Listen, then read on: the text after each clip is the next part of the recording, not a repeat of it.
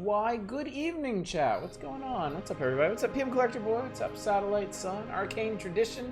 Lay Retro Spice? Oh, hi, everybody. Happy Monday. I hope you're doing well.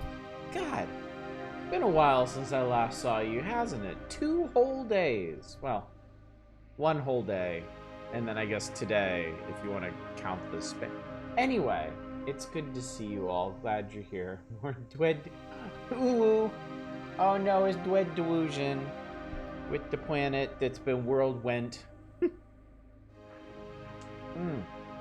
I have a big drink tonight, and there's a reason for that, actually. Oh, it's so good. Oh, I'm really gonna enjoy that over the course of the evening. Good evening, Lodra High. Good evening, RV Winkle. Ooh, voice killed me. I tend to keep that one in my back pocket so as to not overload people.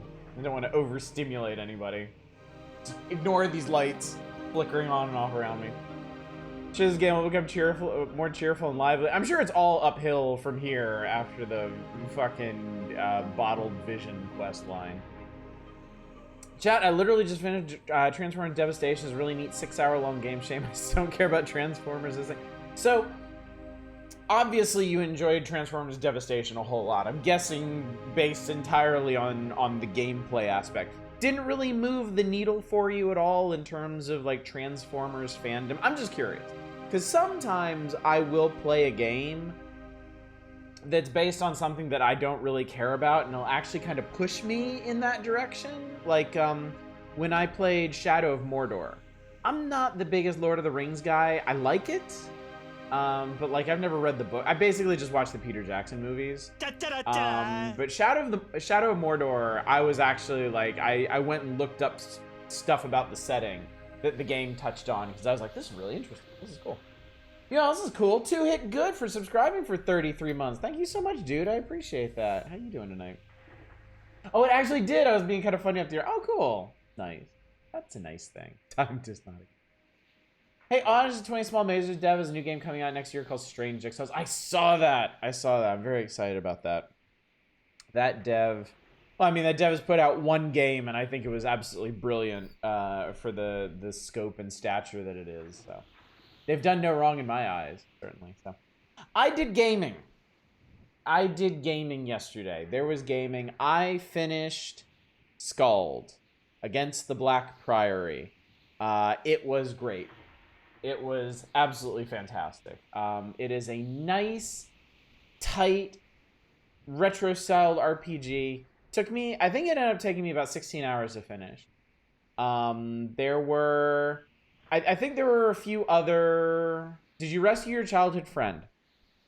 I'm going to be as vague as possible, because I don't want to spoil anything, because the end of Scald is nuts. It is crazy. It went somewhere I absolutely was not expecting it to go. But your childhood friend does factor in considerably to the late game. Unironically become a stan of Bumblebee and Sideswipe. I'm not kidding. I am heavily considering doing fan art of them. Maybe you should. Maybe you should. Did you get the good ending? I have no idea what we're talking about.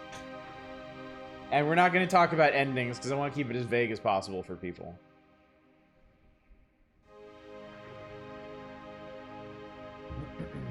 But yeah, the end of Scald was excellent. It was really good. It was really, really good. It's up there now. Cosmic horror stuff is very important to me. It's something that is near and dear to my heart, that I have a deep fascination and appreciation for, but it doesn't always hit. Some cosmic horror stuff kind of it apes the aesthetic without really truly understanding it. Some of it just doesn't really know how to generate that sort of dread, which is certainly topical tonight. But Scald is definitely up there. Scald is one of the best cosmic horror games I've ever played. It does not eclipse my favorite cosmic horror game, which is The Last Door. I kind of think The Last Door is forever and always going to be my favorite like piece of cosmic horror media, just because it is so perfect in its execution. of the concept of this, like, vast, unknowable thing that destroys the likes of mortals simply by existing. Yeah, The Last Door is fantastic. I love that game so much. I really should. Maybe that should be a Spooktober thing I do at some point. I really should stream Last Door Season 1 and 2 for y'all. For those of you that have just stubbornly held out and not played it. It is fantastic. Does Bubsy 3D count as cosmic horror? No. No, I would put Bubsy 3D with something like Soma. Like existential horror. Like something that makes you question the value of your own existence and the nature of your own existence simply by existing. Soma was, yeah, Soma might be my favorite horror game. Like, period. Out of everything. I think, and a big part of that is just the brand of horror that Soma is and how intensely, incredibly effective it is in exploring it. Like, it is true existential horror. And I can't honestly think of many, if any, other games that really nail it like that. Some D's nuts. Started talking with some of my more normal American friends about their favorite Transformers characters are and what their own Transformer car would be. Decided if I was a Transformer, I'd like to be a Subaru rally car. That's a good choice. That's a good choice. Still plugging away at Nantucket. Had a poor sap fall off the ship to his death. My original 2 homies are still around and kicking. I'm trying a no firing run. I think I figured out how to do it. Just have to pay attention to the compartment research I need to buy a particular ship I want to buy. Nantucket is such an interesting concept of a game. Like, it's fascinating. I'd really like to try it at some point. Not that it particularly interests me, but it's just so unique. I would really like to give that a try. And it actually made me think, it reminded me, Dredge. That fishing, probably the most fleshed out fishing horror game there is, has gotten DLC, and it's going to get more DLC. That might be something that I circle back around to and stream a full playthrough of, maybe like when it's done, when it gets all of its DLC, whenever that is. I have Dredge. I've played Dredge on my own, and I thought it was really, really good. Have you seen Still Wakes the Deep? I have seen it, Ipiko. I don't know a lot about it. I think I would like to play it at some point. I haven't really been thinking too hard about horror stuff lately. Skull definitely touches heavily on cosmic horror, but yeah. I don't know. I guess I should maybe start thinking about it when I get back. Because when I get back from Japan, it's going to be the end of July. And that's just going to be August and September before we got to do something for Spooktober. So maybe y'all should start thinking about that too. What you might want to see. Last Door got you good a couple times. It is wild how effective Last Door is with its extremely simple, chunky-ass graphics.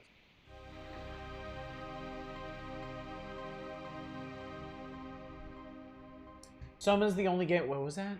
Missed that. Soma's the only game that's made me cry, and I played a lot of games. Like, a lot. Interesting, Jig Pappy. It was deeply affecting for me. The end of Soma is... I was just sitting there, like, staring off into space for, like, an hour after I finished it. Yeah, exactly. Just like Larissa Spicer. Philosophical and existential questions posed are hard-hitting. They very much are. Yeah, Soma is... like, just leagues better than so many other horror games because it actually raises interesting, pertinent questions of the human condition. And then scares the fuck out of you with some of the potential answers. Still Wakes the Deep has been described by some people as Scottish as fuck. Okay, I'm super interested now. Only game that's made you cry is Undertale and made me openly sob. The only game that really made me cry was the Talos Principle. And it was, no kidding, like, no lie, it was because the ending of that game was so beautiful to me. It was so perfect. Game make you cry, try Little Princess. think the best cosmic horror movie is Color Out of Space. Can't really recommend it because it'll drive you insane. Yeah, that's a good question. Do you mean the Nick Cage one? Because there was an older one, right? Wasn't a game Transformers anime got you interested briefly in Transformers was blue collar underdog version of Transformers and Optimus Prime. I'm serious. I know you're serious. It's just you bring that game up so often. It just kind of makes me giggle now. More Scottish than that one game. Had that with Shadow Out of Time and Mountains of Madness. Book of Color Out of Space had you gripping your phone as you read it. Actually, I don't remember.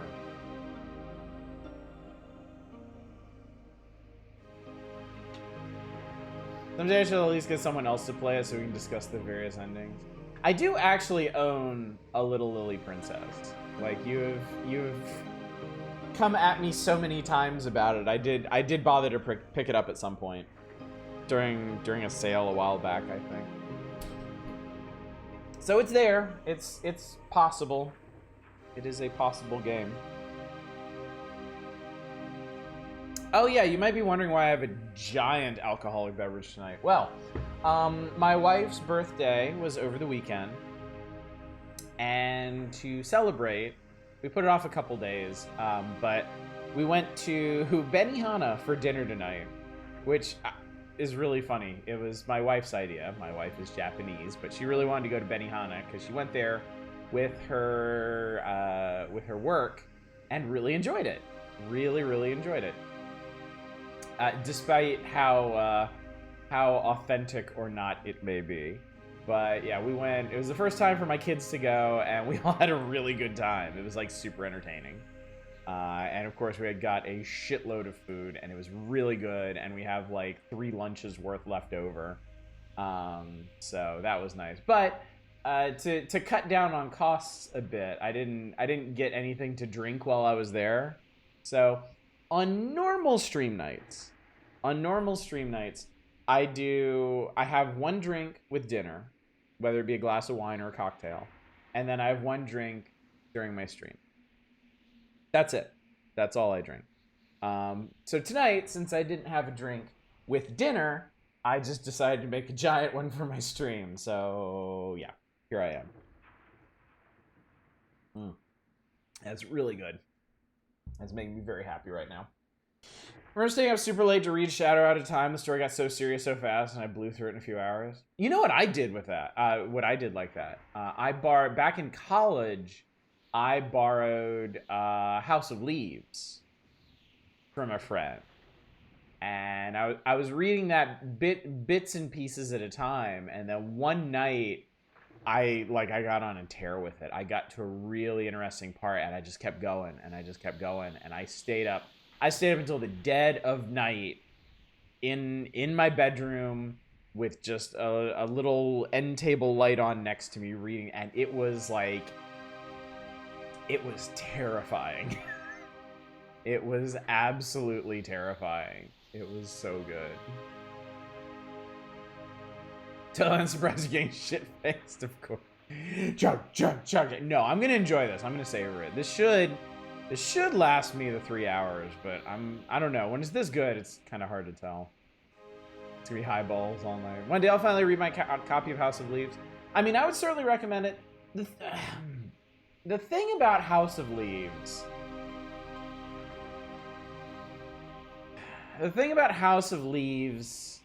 And this isn't really spoilers. It's 3 layered stories. And it's really... I think the problem that a lot of people run into House of Leaves is that it's really about one of those stories, but that's not the interesting story. It's 3 layered stories. One of them is super interesting, but that's also not the focus of the actual narrative. So, it can be difficult to fully appreciate, is what I'll say about that.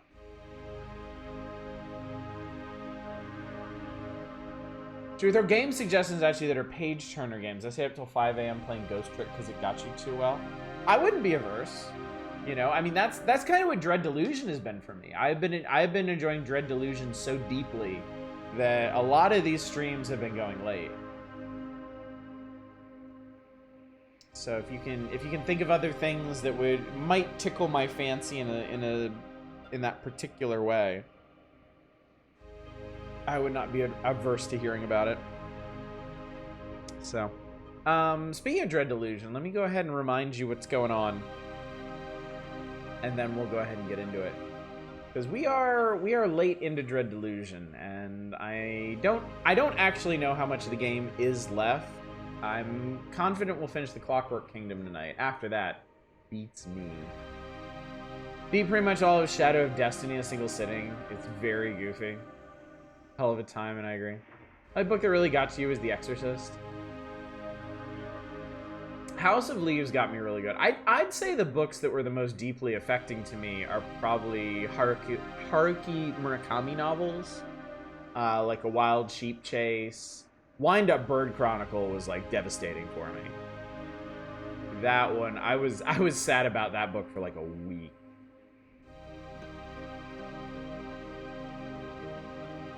This is exactly what you're asking about. Have you read A Song of Ice and the Princess? Crab barking scene in the book is just... Oh, that's interesting. It's interesting they were able to convey that effectively in the book. Gosh, a little Lily Princess looming over his shoulder. Start catching glimpses of it in my reflections and whatnot. Love Shadow of Destiny had weird writing. I picked up Baby the other day. It was really quite terrible. Absolutely exhausted me. I won't ever do that again. Because of all that, I can only provide you some bad food. That sounds really weird. Okay, schedule. Anyway, we're getting thin on days now. My Japan vacation is coming up on the 4th of July. So we basically have this week and then 3 days next week to stream. So, but that does mean 6 Monday, Tuesday, Wednesday stream.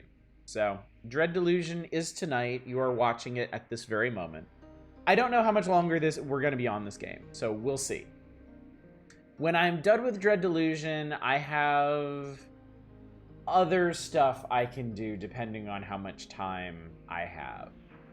There's one thing I think we're pretty well guaranteed to do.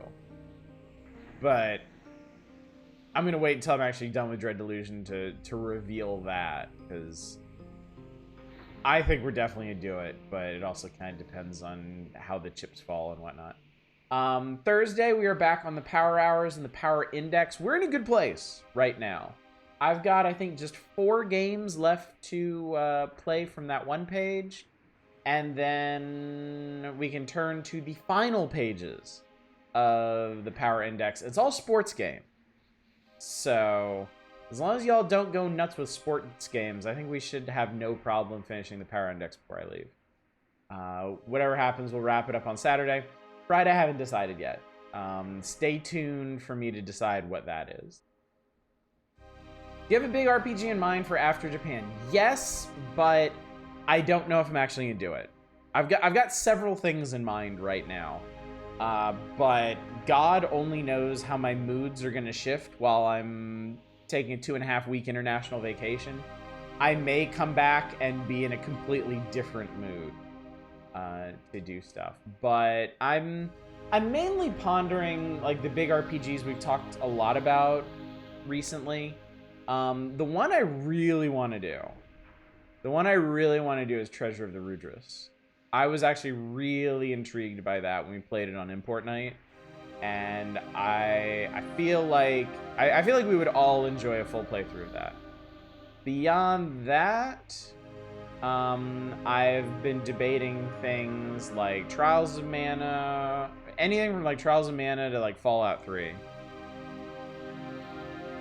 I'm also kind of thinking about streaming Wooden Ocean, and all of us just trying to suss out what in the God Christ hell is going on in that together.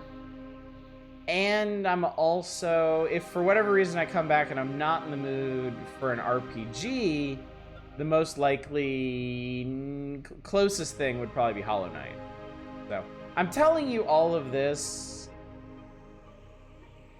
to basically no effect. There's a pretty decent chance that I'll come back and we'll play something completely different from all of this, just because I'll be in a wildly different mood. But we'll see. We'll see. Finally come around and play Goblin Gangbang according to fan demand. Hog Nights all the way until then, presumably. Once you finish Dread Delusion, you're gonna spend the rest of the time trying to 100% Garfield Kart. You know, I've heard Garfield Kart is actually legitimately good. I've heard it's actually one of the better kart racing games out there. Fallout 3 been 7 death count, we have a crash count. Or like a fall out of the map count. Just finishing Hollow Knight up, it's really great. I would love to play Hollow Knight again. I have played through the vast majority of the base game of Hollow Knight. It would be an undertaking. It would be a big game. Because it's so very expanded from when I played it around launch. I mean, we wouldn't necessarily have to do everything, but I would certainly want to try everything, kind of like we did with Bloodstained Ritual of the Night. I at least touched on everything. Or the Sega All-Stars kart game is really good. I'm not so familiar with that one. No promises, never regrets. Anyway, chat, let's get into it. I don't need the controller tonight. My hand is healing up quite well. It's still ugly. It's still, like, this chunk that's taken out of here is still very, very ugly, but it doesn't hurt so much. Not so bad. Been playing a lot of Destiny 2 again, shooting them off-brand Covenant. Beat it once, got the bad ending, this time being the weird moth thing come hell or high water. Alright, welcome back to the Clockwork Kingdom. This place is kind of screwed. Their king is, like, ChatGPT, and he's kind of nuts. He's deleting people from existence, and nobody quite knows why. There is an entire chunk of this landmass called the Corruption, which is where we're going next, and it sounds pretty awful. Is Hollow Knight like La Mulana long? I want to say yes. I know La Mulana's pretty long, but I think a big component of that is how esoteric it is. Hollow Knight isn't esoteric. Hollow Knight's just huge. Hollow Knight is like if you took... It's like if you took Symphony of the Night, but then they just kept developing it for several years after its release. Like, they just kept adding things to it. This may sound weird. There are times when I'll load up Hollow Knight and do nothing, just sit there and let the music play. The vibe is immaculate. Hollow Knight feels amazing just to be in. It is so good. Big reason why I want to get back to it. It's just a fantastic feeling game. Dude, yeah, that lush green area, oh, it's so nice, yeah. It is so nice.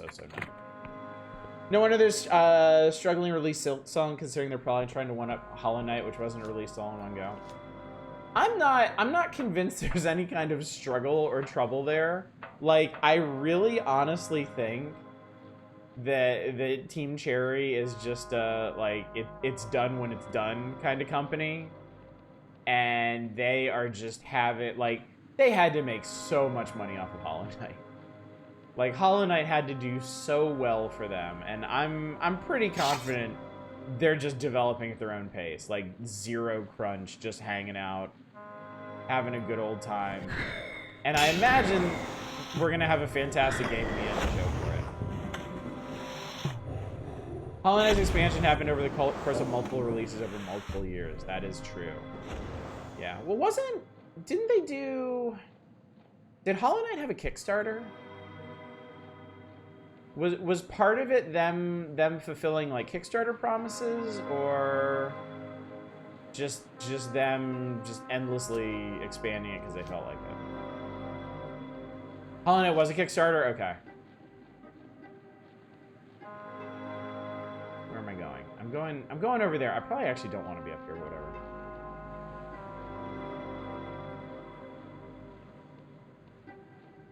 So looks like I'm expanding the second character in the spin-off game, which is kind of iffy on. I mean, it's really just them making a new game using a side character from Hollow Knight as the main character. I don't really see it as so different as using Alucard as the main character in a Castlevania game. Yep, I went the wrong assed way.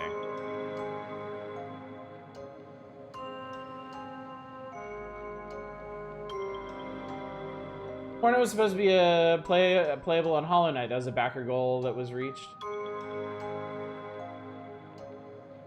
I can't imagine people be too upset about them being like, sorry, not playable on Hollow Knight. We'll just make a whole new game for this character. Like, that sounds like a good time to me.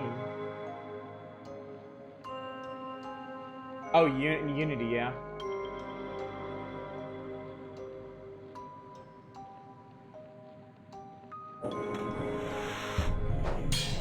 Yeah, Unity screwed themselves real bad with that whole rights kerfluffle. Oh yeah, this needs to grow back. This was like the last year I went to. You know, gamers can be. Yeah, but Team Cherry doesn't really need to care. Like, I think one nice thing about that level of success is you can really kind of tune those toxic idiots out at that point. Like, you have such a huge fan base, it kind of doesn't matter what people like that say.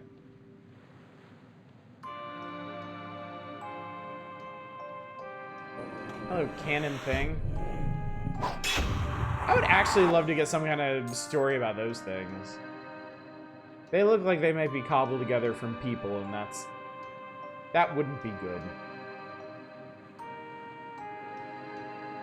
Yeah, there's really no amount of backtracking from that. That is a good point. Like, people are going to forever and always remember that time that Unity tried to steal everyone's IP through rights shenanigans.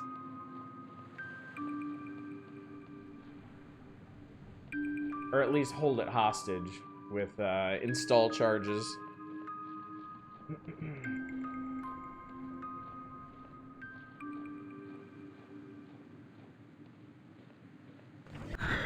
Yeah, I don't know. Maybe Team Cherry did take the time to pull their game off of Unity. Maybe they didn't. I suppose we'll find out eventually. What's up, Ms. Roy? How you doing? I really just want to know how they're going to announce it. Like, just with such an immense amount of build-up. How are they gonna drop that? Is it just going to be a tweet out of the blue? I totally see that happening. Moved off of Unity, learning a new game engine could absolutely extend the development time by a ton. Yeah, no doubt. No doubt.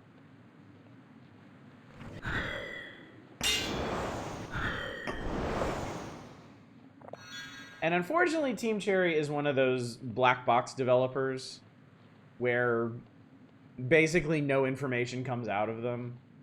Personally, I hate that. I do get why developers go that route, but I really, on a personal level, I really prefer to know, like, the progress of a game I'm interested in as it's being developed. How dreadful is the Descent tonight? It's gonna be pretty dreadful, I think. We're heading into a place called the Corruption, which all I know is they have eyeball trees. And I've never been to a good place that had eyeball trees, if we're being honest here.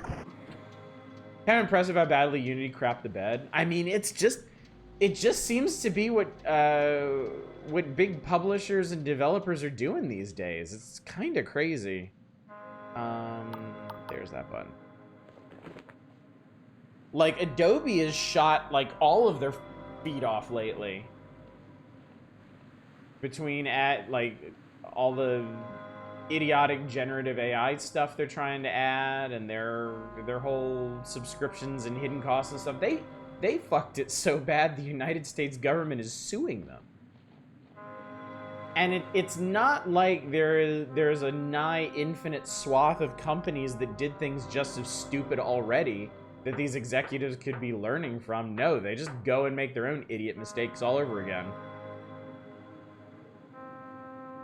Roseworth Adobe has almost never had any kind of trust for their user base. Yeah, but there's certainly a case against making it exponentially worse. Control console is caked with dirt and dust. The spider skitters away into the hole where an indicator light has been torn out. Nobody's been here in a long time. Amidst the decay, you spy a keypad with 6 round keys. I'll enter the code I saw in Metcalf's vision. Memory of Vela's hand rises up from your subconscious like bubbles from a drowning soul. You punch in the numbers 050451. Somewhere beneath your feet, an engine thrums to life and the metal catwalk begins to vibrate.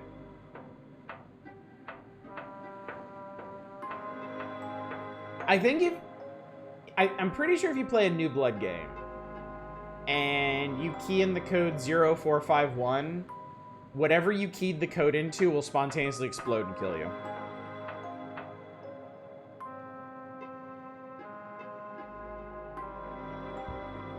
What is up with that number?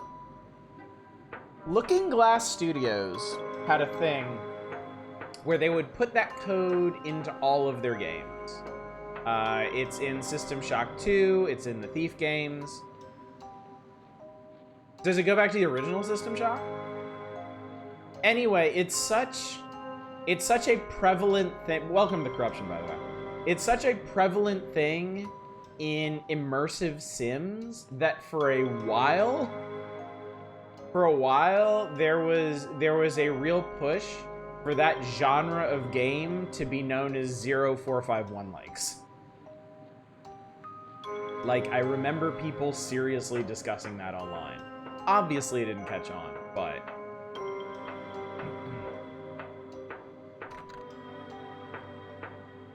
there's also the password to their office door.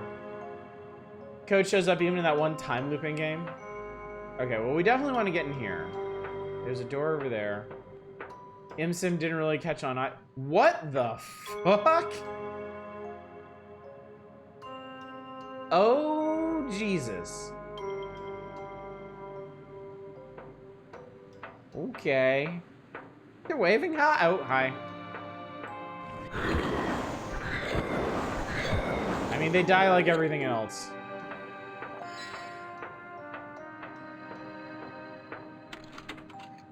Ah, factory keyring. Okay, so that's what that was for.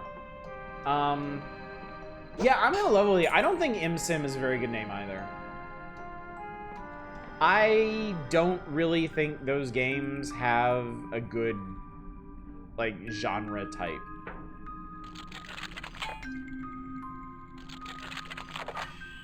Sounds bad. Also, immersive sim is the most complete and inscrutable game. Yes, it is. It is just not. I mean, it's technically descriptive of the kind of game it is, but it doesn't speak to any, like, discrete genre.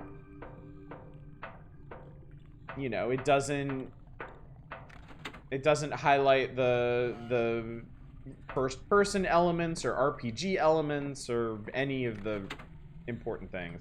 Yeah. Immersive simulation.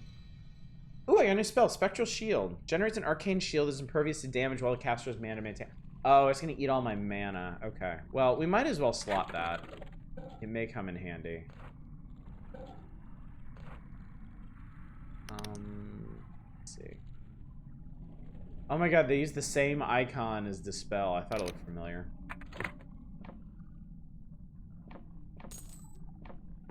ImSim is the adventure game genre. Oh, hi. What a long reach y'all have.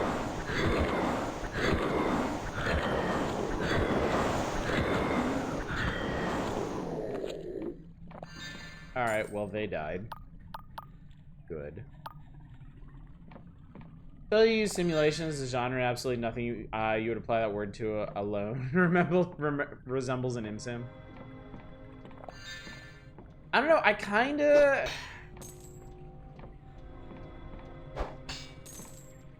I almost think we should take a page out of the 90s and just call them System Shock likes. Or if you don't want to go back that far, call them Prey likes. Which, yes, I know what the problem is with that, and I don't care. Shock likes? You know what the problem with shock likes is? purists are gonna argue with you over BioShock. Which I don't think they should, but I know there are people like that. X-likes.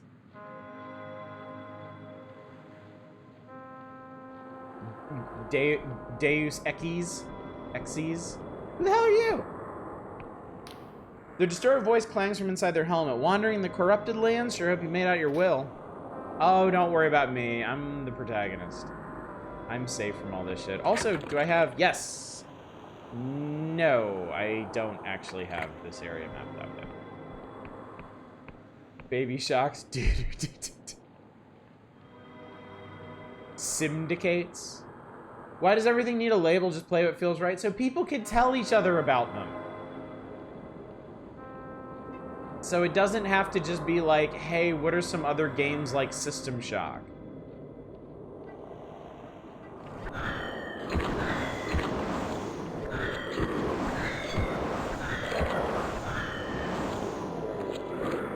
Like, this isn't a gatekeeping thing. This is just like,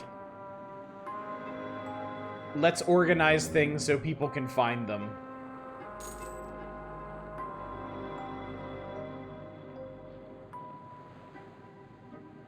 Okay, there's a lot going on here. And I need to remind myself of what we're actually doing here. Okay, Caxton Frost. The main thing we're doing here is we're trying to find Caxton Frost, who we found. But he doesn't remember being Caxton Frost. He thinks he's some other guy who bottles vision. We drank his bottled visions. They point us to a ruined city in the Clockwork Kingdom, which seems to hold some key to his past. Find a way into the corrupted land southeast of Ferropolis to begin your search. So we're looking for clues about Caxton Frost. I play Nintendo like, so you're a Sonic fan. My favorite Nintendo. Okay. Don't need to worry about that. Missing persons. We're looking for a child. Oleg's missing child. And we need to secure an audience with the king by reactivating a beacon,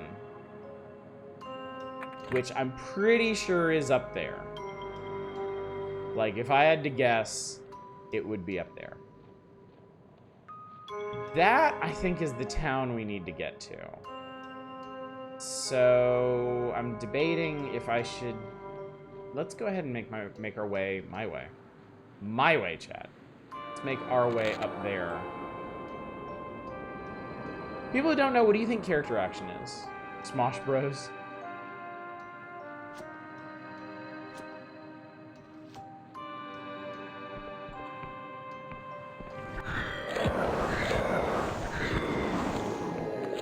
Character action is perhaps a third-person game.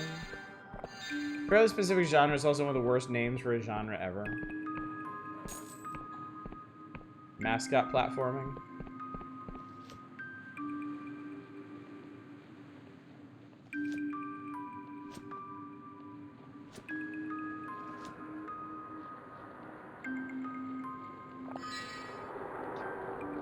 At least roguelikes were able to more or less hold on to their meaning. You just have to make the distinction for traditional roguelikes. Action games, fancy DMC Bayonetta stuff.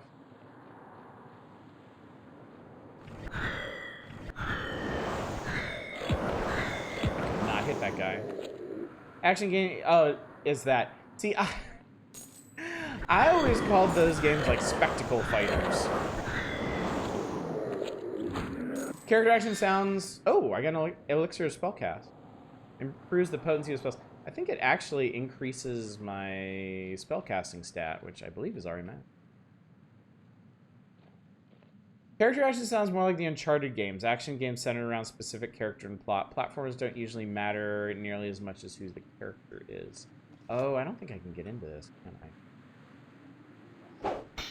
No. I need 4 might, but all there is in there is a potion, so I'm not too torn up about that. When I first heard the term belt scroller as the Japanese alternative belt scroller? I have never heard that before. That's definitely an interesting one. Sometimes I hate words don't mean anything.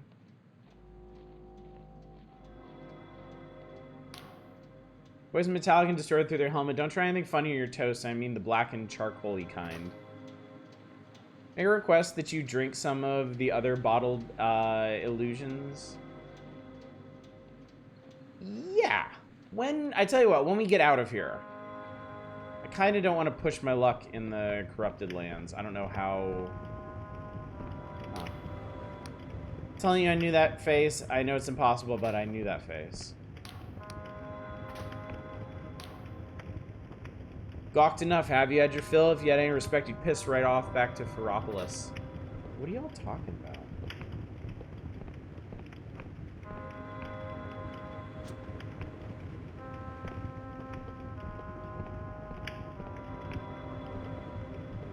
None of these guys are very friendly, I've noticed.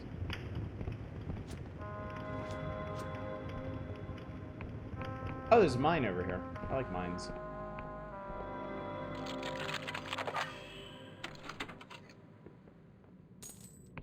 I would like to find more Emberian ore, though. I realize we're kind of out of that. User Icarus spell. DMC is basically Street Fighter plus platforming. This does look like an interesting landmark.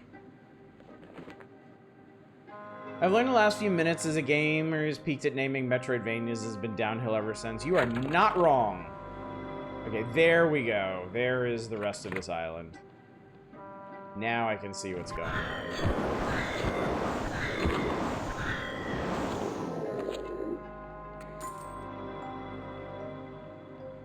I don't see it much anymore. I always found it weird when people try to claim action RPG for Diablo likes the exclusion of stuff like Dark Souls. ARPGs to me mean like Diablo likes.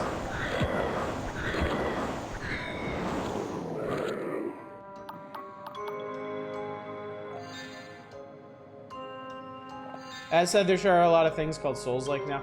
I feel like you, other than like rolling up 2D and 3D games together, I feel like you can't go too far afield with Souls, with like calling something a Souls-like. Like, you have certain expectations that cannot be disappointed when you call something a Souls-like.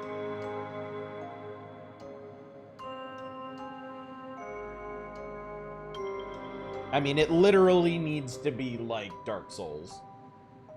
Back with Diablo's new, I was like, oh cool, CRPG Gauntlet.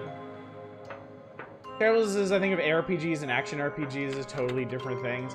I don't even necessarily disagree. I kind of feel that way too. They ever come with a name from frustrating games like Getting Over It and Only Up? Masochist games? Rage bait, rage generators? Sisyphean platform?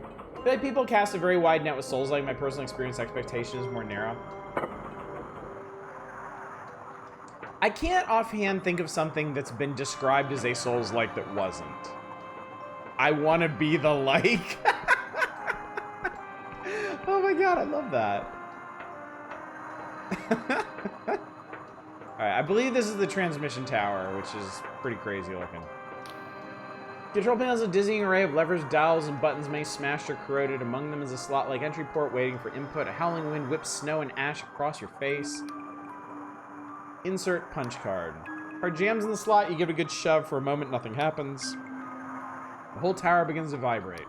Needles jump back and forth across their dials. A transistor bursts in a shower of glass. One by one, indicator lights go green as the beacon reconnects with its long-lost king. Above you, the giant antenna crackles into life and emits a pulse of silent sound felt in your belly rather than heard. The pulse continues at regular intervals, singing a song that only your bones can hear, broadcasting a monarch's lonely cry down into the underlands. Suddenly, the control panel crackles and squeals before emitting a familiar voice. God's damn thing even work? Hey, asshole, are you hearing this?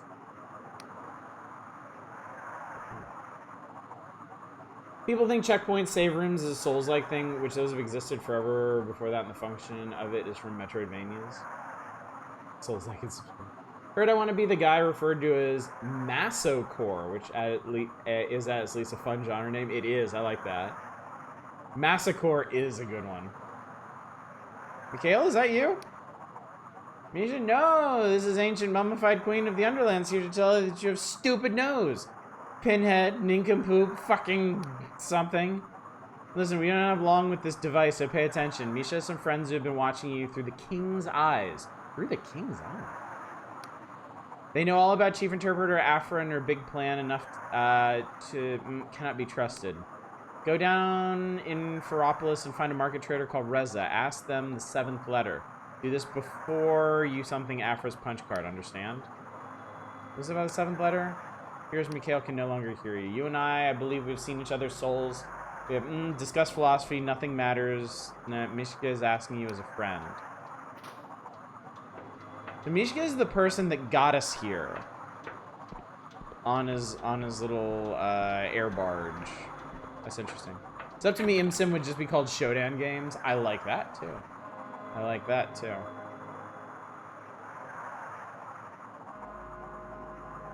So I've been warned not to trust Afra, and now I need to seek out Mikhail's friend. Okay, so this is taking a turn I did not expect. I thought we were pretty much on the up and up with Afra. So I don't know if Mikhail is actually part of like the King's Secret Service or something, or what really. But this has gotten even twistier and turnier. Also, I really just want to open this up. There we go. So now we have a way back, an easier way back at least. Okay, so if that was that tower, then what the hell is over here?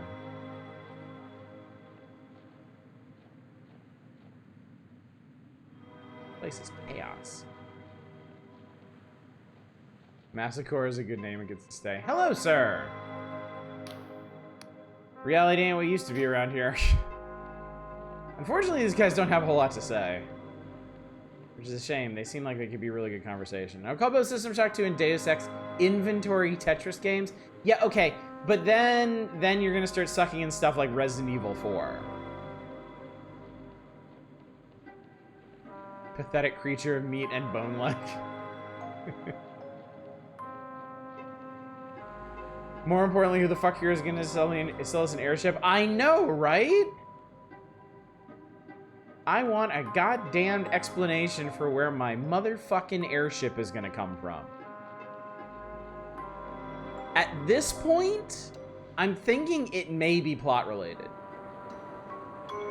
Because I think we got... Is that a normal one of these guys? Or is this a weird one? This one's like missing half of its... Oh, you get Glorious Silk from those guys. Sweet.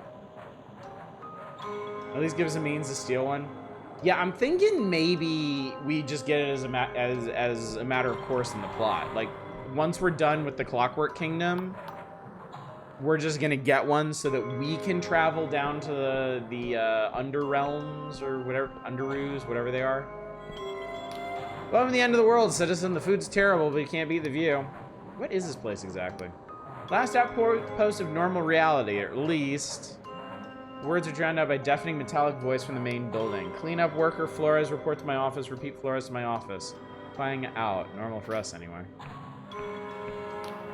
Stay back, citizens. These monsters are dormant right now. They get roused at any moment. If they get their claws into you, you'll be everybody's problem. What are they? How in the hell do any of these people know what reality is like? I think there's degrees to this, okay? I think if you're working out in the flesh-covered eyeball land, you've got a pretty good idea of how things are not supposed to be. Do you believe they used to be citizens just like you or me? Once the corruption takes you, there's no return. And cleanse the plagued lands in not Morrowind. What's up, Drake Nell? Good to see you tonight. We found some kind of fucked up stuff.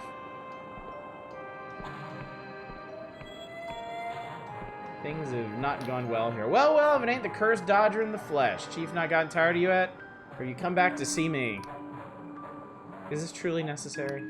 You've been outside. What do you think? Hook a long thin probe inside your mouth and wave it all up and down your body. The connected apparatus emits little chirps and warbles. Alright, you're clean for now. Green one has the face of a stalker snork. It does. It does. You might not want to go upstairs, mate. The chief's in an awful mood. Attention all hands. Roll call in 36 minutes. Repeat 36 minutes. No dawdling this time. Flying out. I thought maybe our reality is eyeball covered and we have no idea what reality is.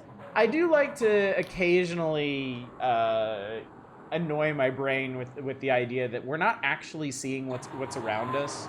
We're just interpreting like light signals reflecting off of things. Reality could technically be vastly different from what we perceive. Friends are way too sweet. I was having a caffeine withdrawal headache, and the next thing you know, they made a pickup order for soda at my nearest gas station. Oh, that is nice of them. That's very nice. Corruption causes eyeballs. Shit, I've got eyeballs. Yes, but how many eyes do you have on the inside? Solipsism likes. The worker is tearing hungrily at a hunk of black bread like a rabid dog. They do not respond except to make an obscene gesture at you. Cool. I came all the way to the corrupted lands to get flipped off. I love it. Oh my, yes.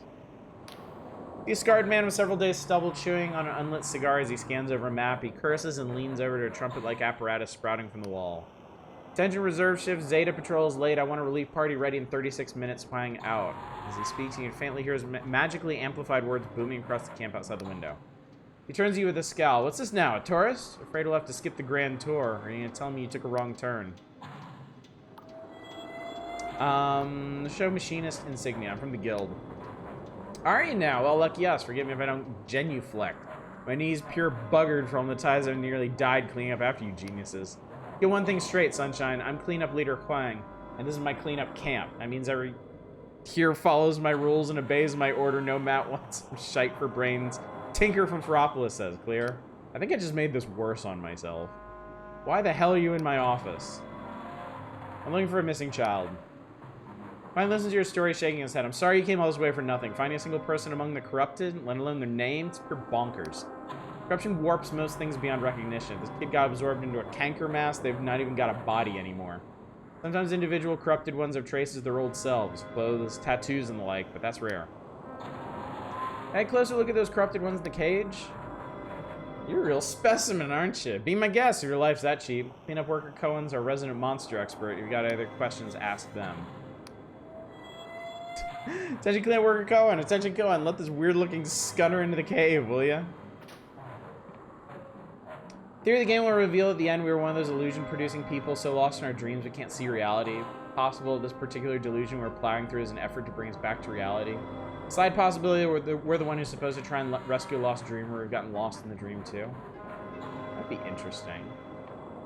Oh, if that's who Vela really turned out to be, is someone. Oh, look, bathtubs full of skeletons. Entire game is 2 kills playing in a sandbox after a funeral. As the credits roll, the camera pulls back, and this is all inside a snow globe. All right, cool. Nobody kill me. Oh God, I almost shot that guy. Feel the clockwork in your skull grind into furious motion. It translates to the corrupted one's speech. Amble neatly into violet. Reification, instill, reprieve, instill. Longing softly tails the minor gods in dancing cup and rain streaks. Give us a sign of nurturing earth. Quack, quack, quack, confession we were so young.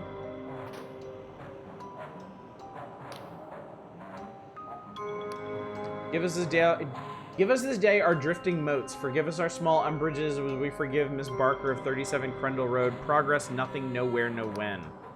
Chimera, what did he mean by it? Istrickberg is falling down, falling down, falling down.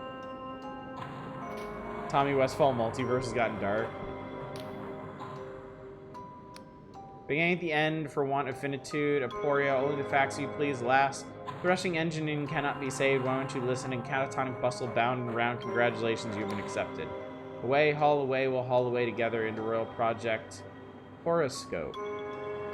The last threshing engine 111 has suffered yearning unbefitting of its station. Bastards, useless fucking bastards. Edict, no one listen. Do you recognize this? Stares at the lock as if hypnotized. Ah. Corrupted one becomes visibly agitated in its movements and speech. Edict, stop slouching, water trickling gently through the park. Please listen, alas. Fault in status check, unlatch receipt. He loves you, dearie, even if he doesn't show it. Alas, cannot exist. Subject, thy petition is hereby granted. Please listen. Entreaty, we are sorry to inform. What happened to you?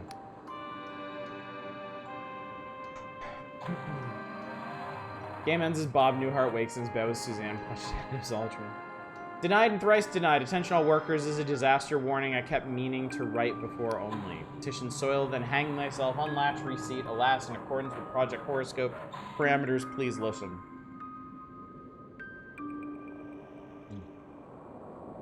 Can you tell me your name? Dear Pa, I'm writing to tell you, clean each crystal head thrice daily until record of fault, help us as we are lost, and close this locket, which I hope shall always remind you, please listen. All prior common names are hereby annulled and shall be as dust. Come on, we have to go. Sincerely, your loving daughter, Afra Mishkin? Did you say Afra's in chief interpreter, Afra?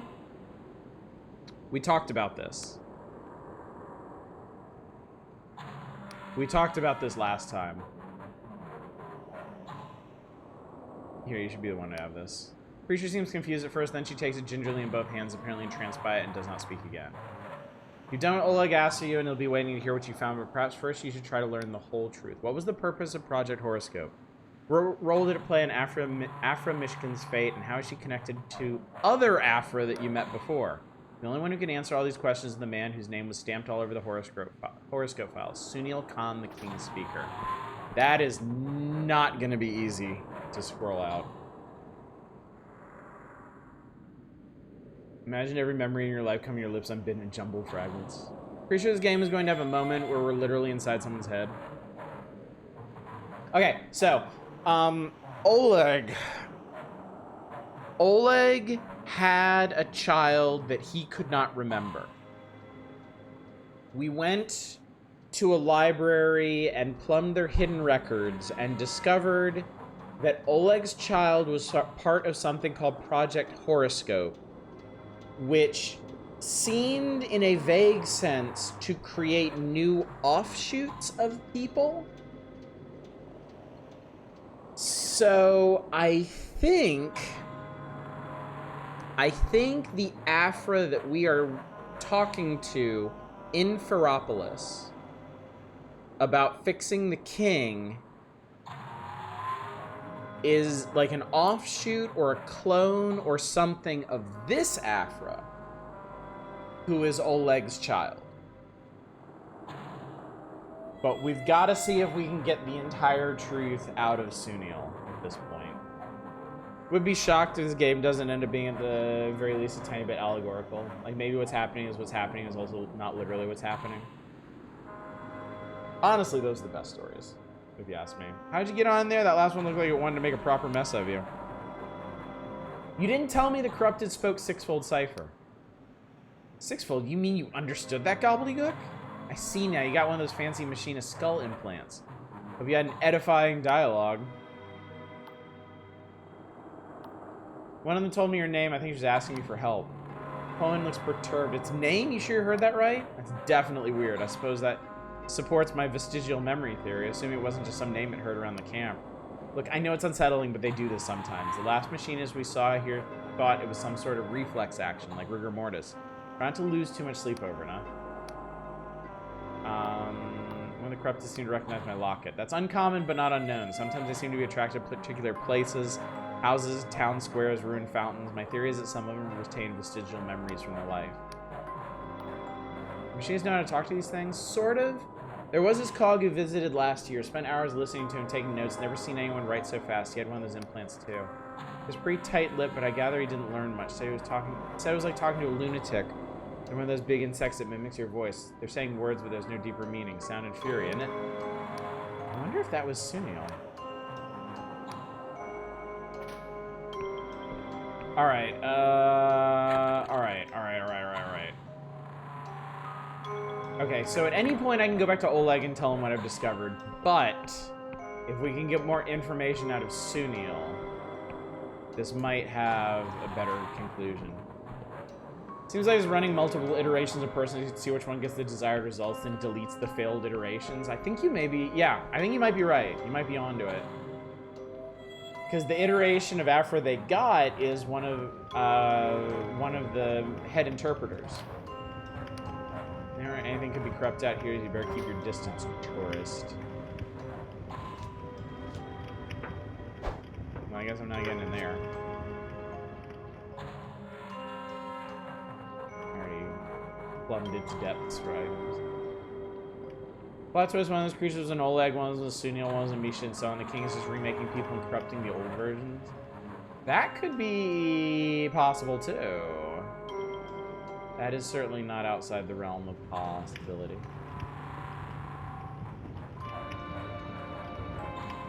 Because we know the Clockwork King is now removing people from existence. Like, it's phasing them out into the void. So maybe, I don't know, maybe once it gets the right version of people, maybe it gets rid of the old ones. Okay, this is a lore door. That is a lore panel.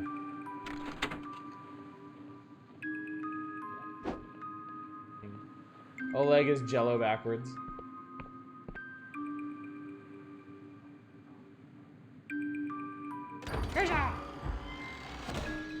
Ring of Stamina. That's cool.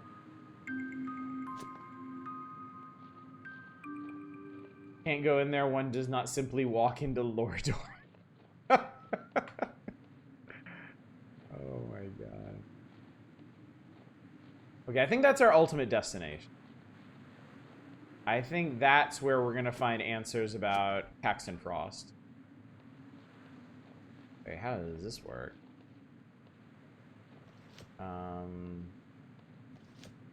Oh, I think you get up here, and then you get up here. And then you run across here. Alright, so there's a jitter seed. There's also a person out here. Like, way out here. Like, way, way, way out here.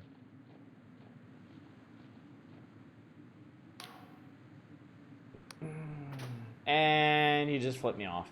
I came all the way out here to get flipped off, Dad.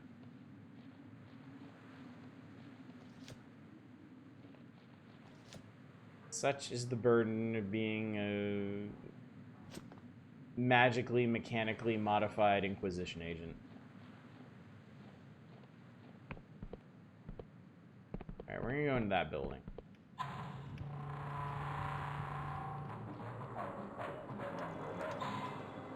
I need 45 charm to get in here. I'm wearing my fancy hat. My charm is 40. No. Do I have something that actually... No, I don't have like a ring or anything that increases it. I'm gonna put this on. Damn and blast.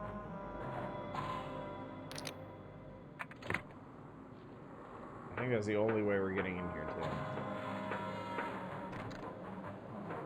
Oh, there's a glimmer in there, and I want it. Shoot.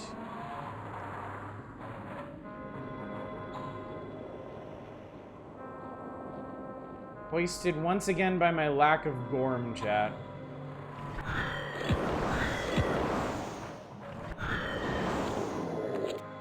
Got a critical spell cast. Oop.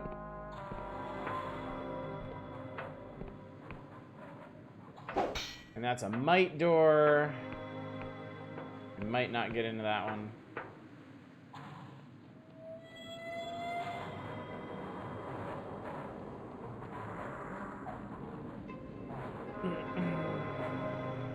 A fair few ruined buildings around here.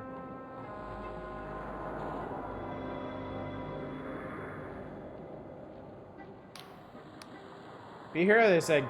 Save the kingdom, they said. You had to go and listen, didn't you? But Odd is just a samurai of Little Gorm. This door is barred from the other side. Oh, I need to be clever and climb the flesh boils in through the window, maybe? Or not?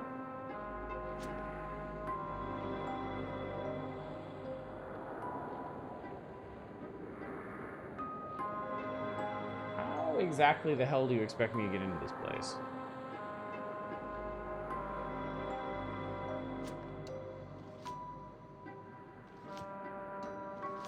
think you've got to get in through the roof of this one.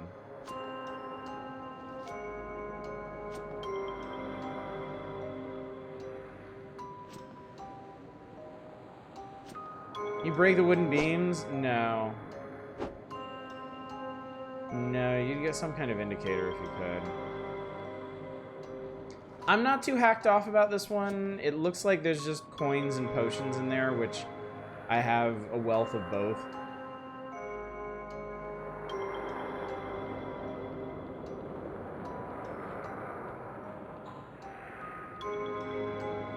Alright, we do need to get down there. After midnight, you know what that means. I'm officially 40 now. Happy birthday, Chaos. Happy birthday, my friend. Hope it's everything you imagined it could be. That always makes me nervous. Like, I feel like that's not supposed to happen. Like, that spell is supposed to save me from taking damage. It always seems to take me down to the very edge of death. But then I don't die.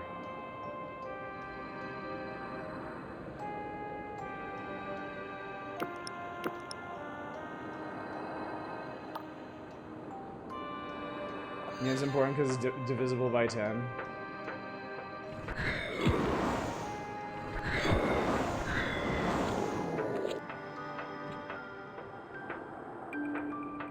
Okay, well, this isn't disorienting at all. I don't know why this house is twisting, but it is.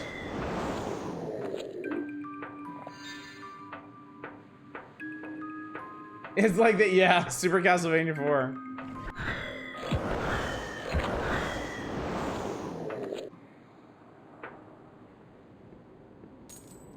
I love that effect, too. Absolutely love it.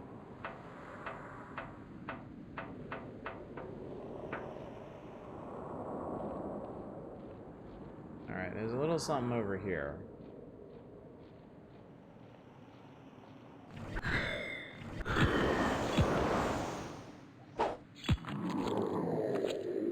Wonk.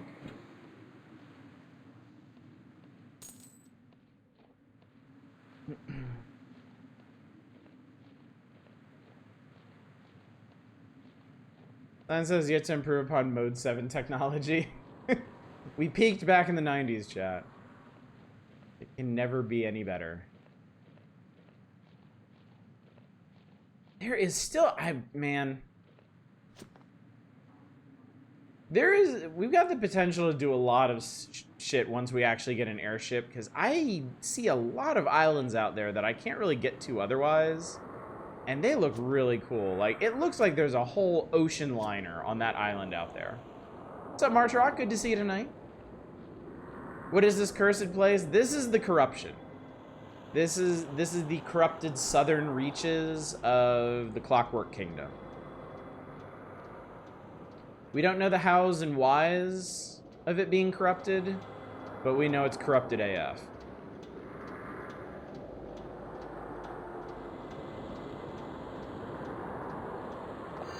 I do like stamina potion. I'm a big fan of stamina potion.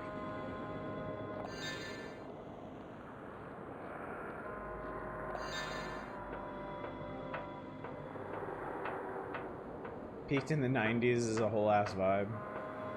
I am becoming increasingly nostalgic for things. Like, y'all know, the Power Hours guy here is no stranger to nostalgia. But at the same time, like, I find increasing amounts of comfort in revisiting things from my childhood. And I don't think I would normally be this way if things weren't kind of particularly bleak in the world. I feel like it's more than just getting old. It feels unusual for me. I tend to be somebody who looks forward to the future. I've always been an optimist. I've always enjoyed like looking ahead to how things will change and how they'll be, but I don't know. Seems bad now. How'd you get permission to arrive in this place? The Caxton Frost, the guy that we are 99% sure is Caxton Frost, had the code for the machine that could get us in here.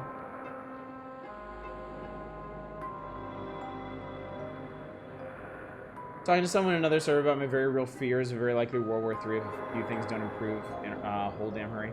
I gotta say, like, in previous years, we talked a lot more about, like, politics and current events, and I kind of lean away from that now.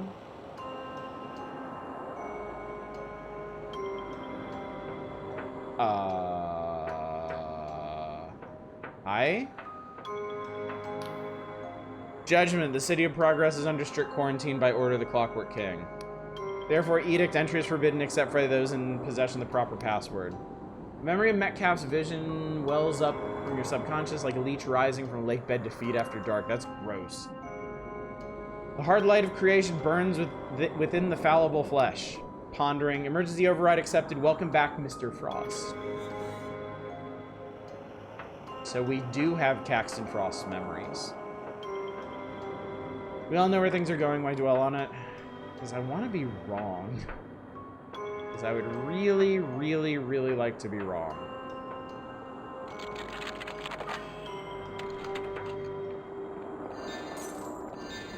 Also, on some levels, I feel like if I talk about how I think things are gonna go, people are gonna think I'm insane. To me, modern life feels like what they kept telling us our hazards were back in the 80s. Yeah, I can kind of see that. Kind of see that. The other thing that really got to me was my father telling me that he's never seen the world like this. Like he feels like we are in uniquely difficult times right now. And my father's lived through a lot. 7 decades and change, and he genuinely believes, and he's a level-headed guy, but he genuinely believes this is an unusually bad time for civilization. How insane could your dystopia be? Yeah, God, fuck whoever it was wished us to live in interesting times, because we sure got that shit in spades, didn't we? All I'm saying is, I'll only say it once, there's a way too high chance of us electing a man in November who very closely emulates Adolf Hitler, and Adolf Hitler was a main driver in starting World War II. End eviler! We know it's the end, we know it's the end times, because it's the endy times, God. Even I'm ashamed of that one.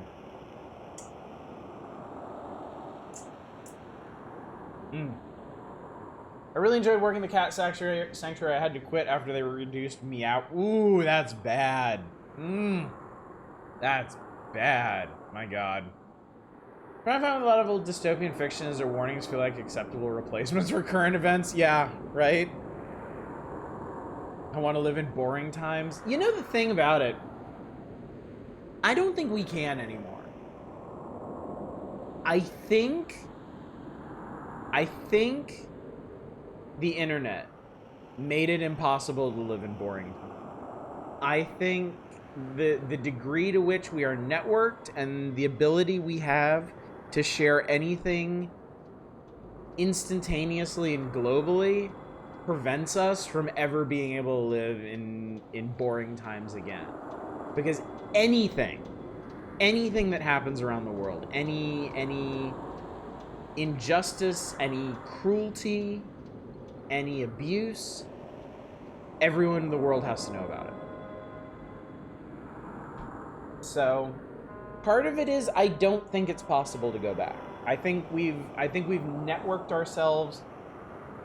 I don't want to say to a detriment, but like there's definitely a problem with being so attuned to everything happening in the world and being disenfranchised from being able to do something about it.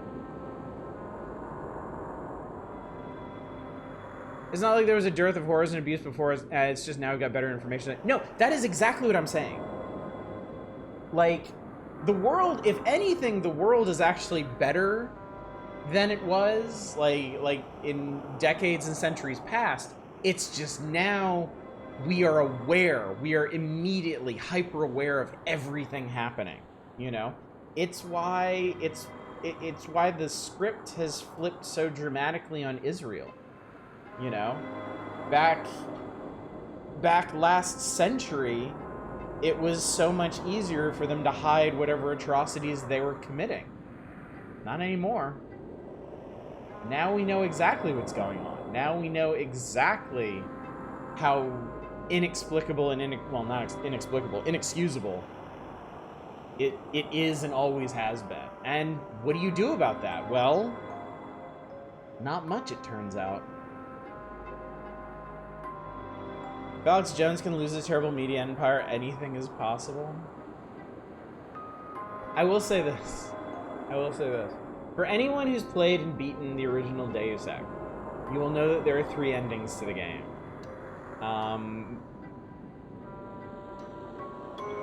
I don't want to spoil anything, actually, because we're probably going to stream Deus Ex at some point. I know there's a bunch of people in chat who've never seen it. But one of the Tracer Tong ending. When I was a kid and I saw that, I was like, this is insane.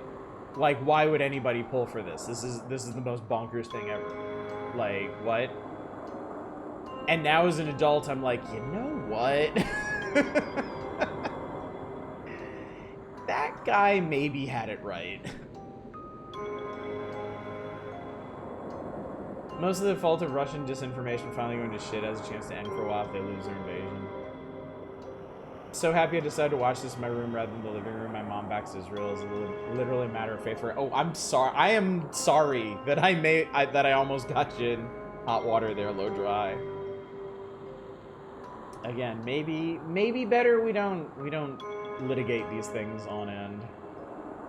The City of Progress, where our glorious kingdom is forging the future with our own hands. Exciting opportunities available for wire weavers, phosphorus whiskers, steam lathe and drill press operators, compressed air workers, hazard pay applies. Infrahull rune engravers must be shorter than 4'11". Void fumigators and dethaumatizers. Long live the king. Century 0, year 19, month 6, day 59.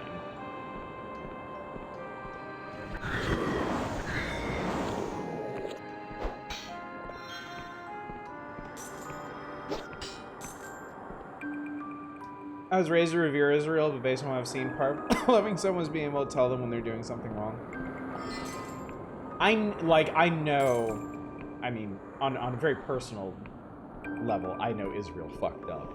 But if there was any doubt in my mind, I have a relative who I remember when I was in high school or college, I got into an intense argument with them. Over Israel and Palestine, and they were adamant. They were absolutely adamant that Israel was the scrappy underdog, and all these terrorists were trying to obliterate these people, and they needed our full faith and support and could not be questioned. They have come around to fuck Israel. That's how I know how badly they have screwed up.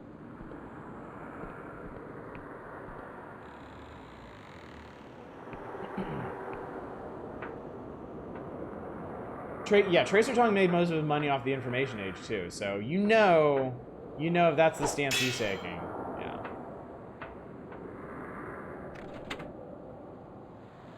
I have relatives that were literally part of the creation of the state. I've got a bunch of conflicting feelings about different parts of the story. Right now feels pretty clear though. Yeah, it's again, you can see with your own eyes what is happening.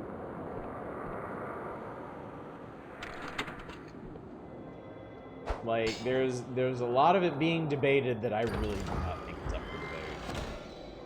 And Barian Spectacles. Ancient Spectacles that highlight lore objects. That's cool. They actually highlight lore objects for you.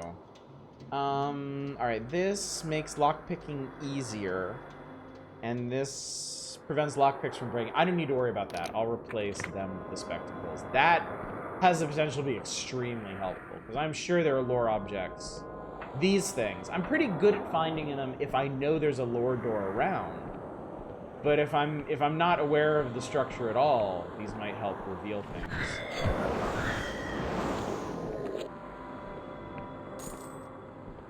Anything that can't be questioned always should be questioned. Not necessarily always contradicted, but explored and questioned for sure. Yeah, I cannot stress enough that everything, every idea must be able to stand up to scrutiny. If it doesn't, if the answer to scrutiny and criticism is don't question it, something is deeply wrong.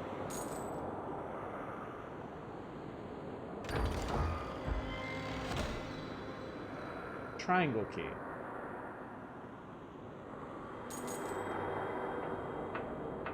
Difference between dogma and research. I'll say, you know, if someone's probably up to shenanigans, definitely. Yeah, definitely.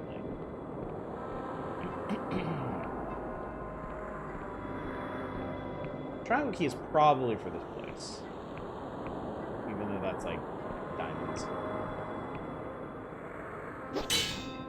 Oh my god, I actually broke that. I actually had the might for that? That's unexpected. Deeply, deeply unexpected.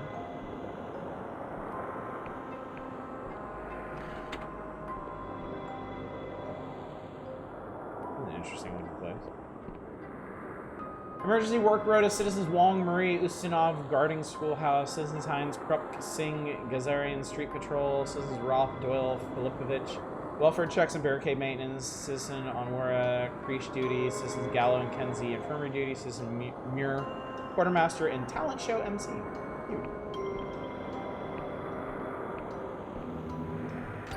Glimmer me, baby. Sort of restoration. Actually, where am I on? So I maxed out Guile and Wisdom, so everything from now on is going into Persona. And actually, if I get another Delusion before we leave this place, I can go back to that house with the charm lock and get in there. All those forearmed people were the town's inhabitants. Good job, murder. They are, yes. And there is, as far as we know, no cure nor no solution for the corruption.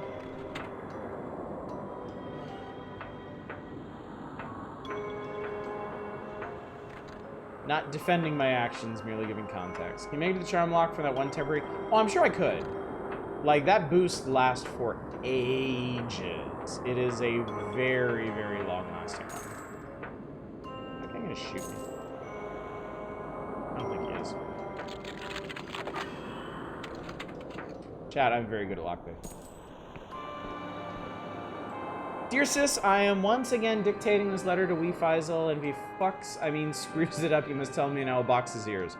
Probably you will never get this, but it makes me feel better to imagine you reading it, so here goes nothing.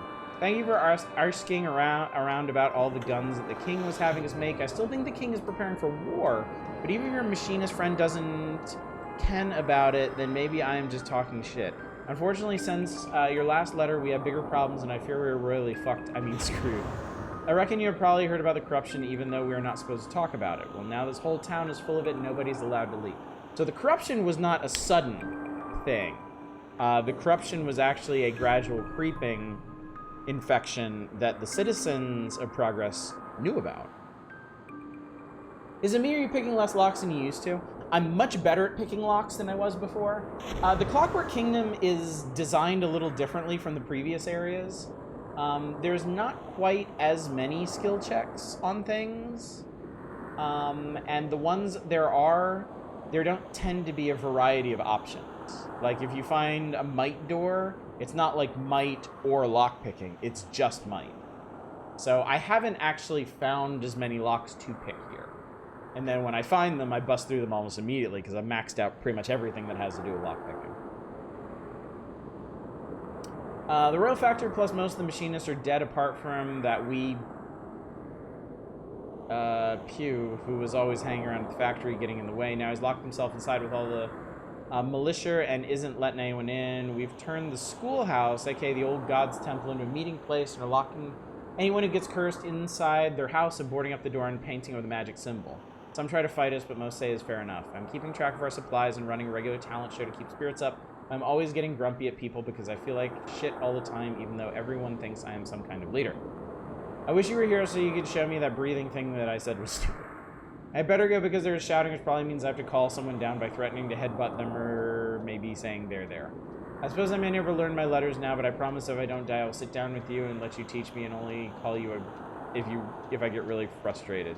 Love, Zainab. I think that was Zainab Mir, if I remember the assignments correctly. Can I sleep here? I can sleep here. Just a wee nap.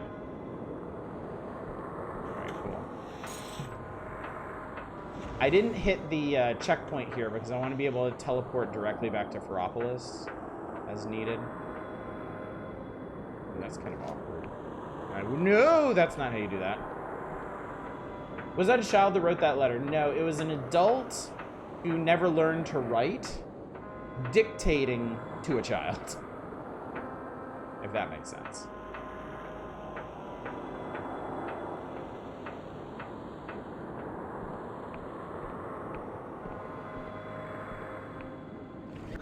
Hello there, friendo. Have you heard the good news about my rapid fire magic?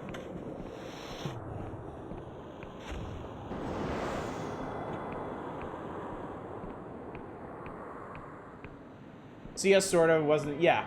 Technically, yes, the child wrote the letter, but it wasn't their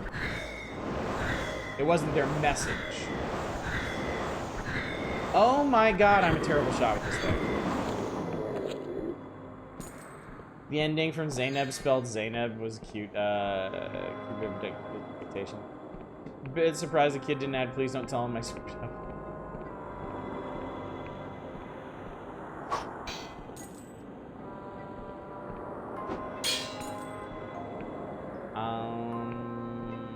There's two ways up here. Actually, this is just a door. Let's see where the door leads.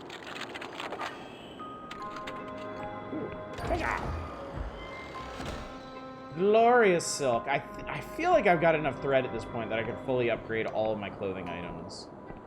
I still have thread to spare. But the main thing I want to do is get my properties. I want to get Thornwood Manor upgraded. That's the main thing I want to do. I guess that's where the triangle key goes. Wow, I just obliterated that guy. That was like no contest.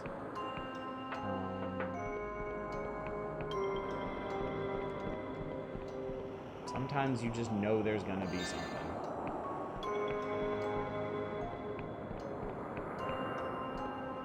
Kind of wonder if you're at a point of having more money than you'll ever need. I don't believe so. I only have 221 coins, and I'm gonna need more than that just to finish upgrading Thornwood. Upgrading properties is expensive. There's Thornwood, there's the Undead House in the Eternal Lands, there's the house in the Clockwork Kingdom, and there's Blinding Light. I have not upgraded Blinding Light at all.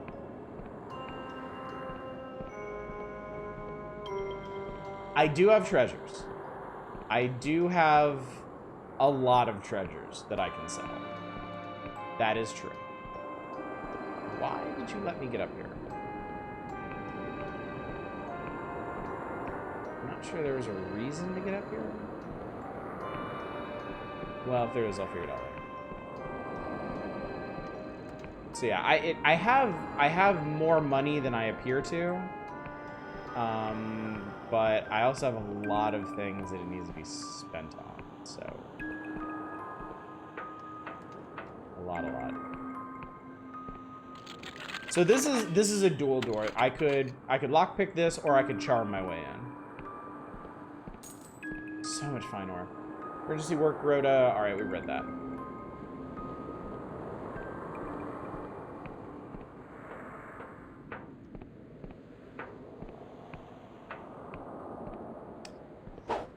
That's just a pure might door. There's a door on the back that leads up to another place. Shit.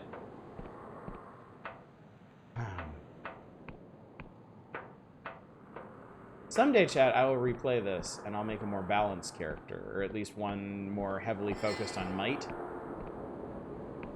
So I can see what's in some of these places that I'm missing this playthrough. I do wonder if it's possible to make a well-rounded enough character that you can get into everything. Because the skills are a little interesting. What is my current might is 1. My stats are 1, 10, 10, 2. This is a total meme build.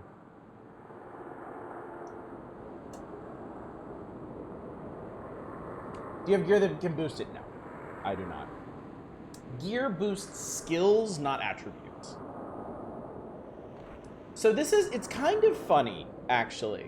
There's four access stats.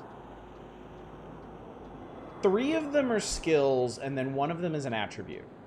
Lockpick, lore, and charm can all get you through doors, and also might.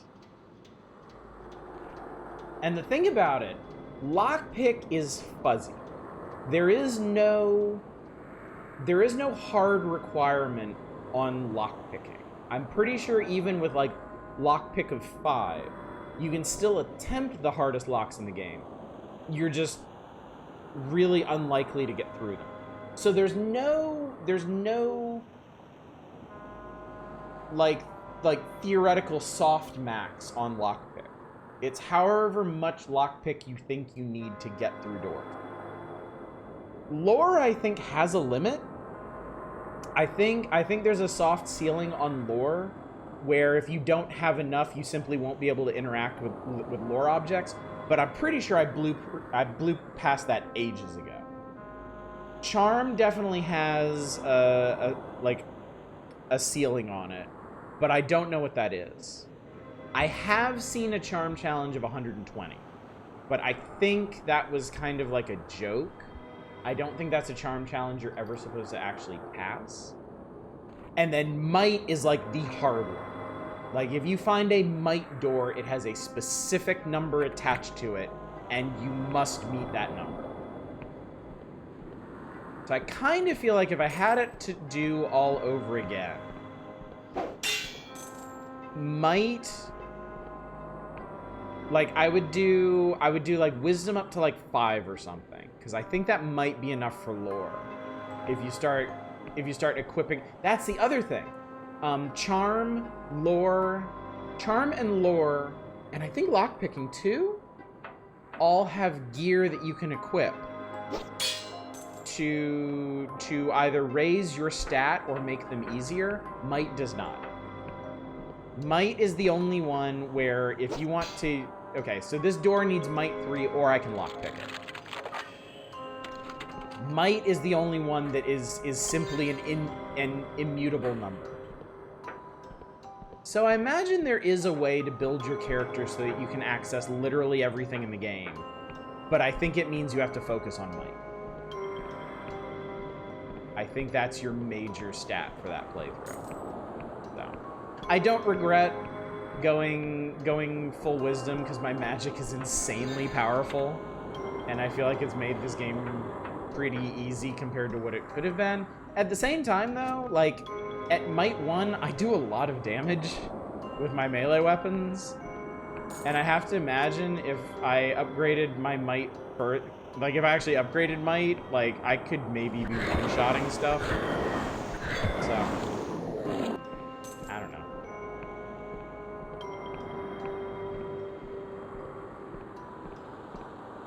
It's such an interesting game. Because none of this stuff is really, like... You don't really have to stress about any of this stuff. Like, the build... All this build stuff is really more academic than anything. It's interesting. Also, why did they let me get into this one? That said, your upgraded bow is pretty nasty almost as soon as you got it. Also true. High spellcasting lets you engage with my favorite kind of monster, far away. No, I do not regret this in the least. I am enjoying it immensely. I love my magic build. This is really long. This is really long, but I feel like it's kind of important. Official record of junior comatologist Pew, to whom it may concern. Oh, look at them, they're sleeping. My name is Gavelkind Pew, junior comatologist of the Guild of Machinists, an acting role factor of the Township of Progress. Let this document serve as my official record of the town's final days and my role in them so that my colleagues may judge and learn. I shall pick up directly from senior comatologist Pinsky's last report to the king on month 1, day 31. Shortly after invoking emergency powers and putting the town under quarantine, S.C. Pinsky was himself taken by the corruption, leaving me at the unripe age of 23 as the most senior and indeed only machinist at the scene. At that time, I was certain the Clockwork King would be preparing a rescue force despite my senior's warnings to the contrary. I therefore reasoned that the survival of guild personnel possessing vital intelligence about this new form of corruption, was paramount. To that end, I ordered the militia to fortify the factory compound and bar access to the townsfolk lest they bring the curse within our walls.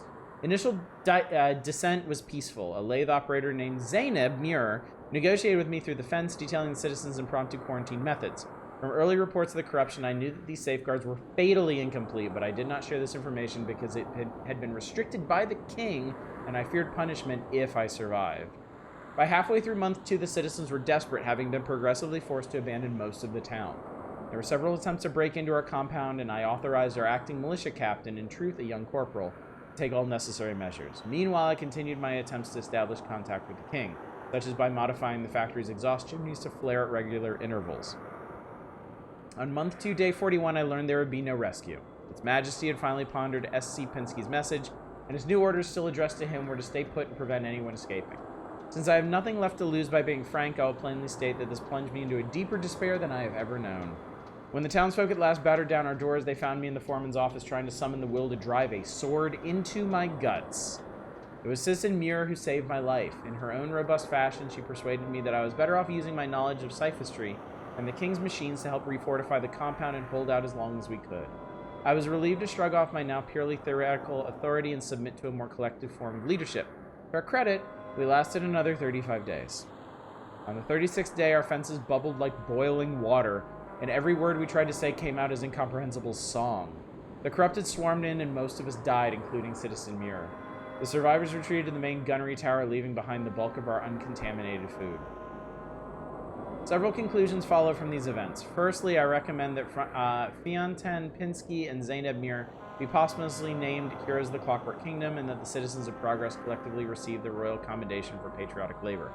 Secondly, I recommend that a committee be formed to investigate the reason for this disaster, and that all junior machinists received additional training in emergency leadership. Finally, I implore my colleagues to ponder the wider lessons of my fate. Given the limited information available to me at the time, my decisions were understandable, yet I am haunted by what might have been. With the factory compound's extensive cipher warding, it is possible, albeit unlikely, that a large group of untainted townsfolk could have held out against the curse long enough to be rescued. Where would we be now had I trusted them earlier, or if we had trusted all citizens with proper information from the beginning? The fall of progress must prompt us to question every assumption we take for granted. The corrupted are hammering down our walls and shutters. Our voices are drowned by the cacophony of hundreds of limbs on metal. I must forgo further reflections and take my place among the defenders to fight and die together as citizens of Progress. Long live the king. Gavelkind Pew, Junior Comatologist, Century 0, Year 24, Month 3, Day 29. Well, rip to a real one.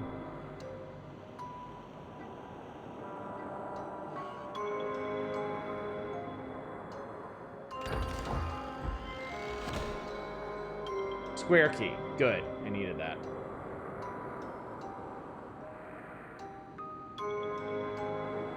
There is like one big locked door left in this place. And we're gonna go unlock it.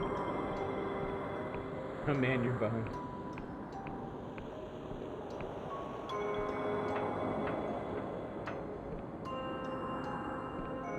The key is for total squares. Oh boy.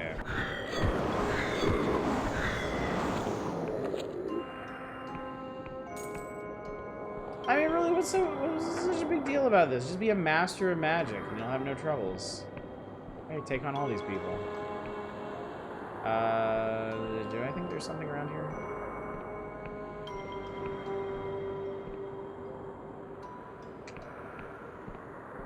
Perhaps not. Hello there, friendo.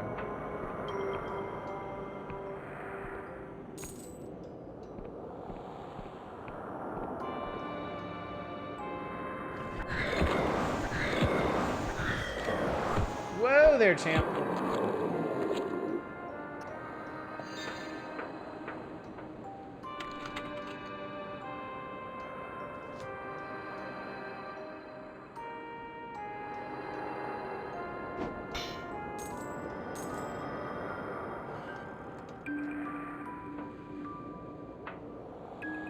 Okay, I am charming enough to get in here at least. Ooh, Emberian ore. Okay. So Emberian ore does exist. It is still here. Good. Good.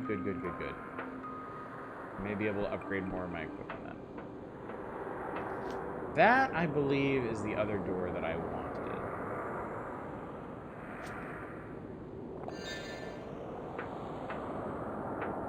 Don't mind me just hippity hopping all over.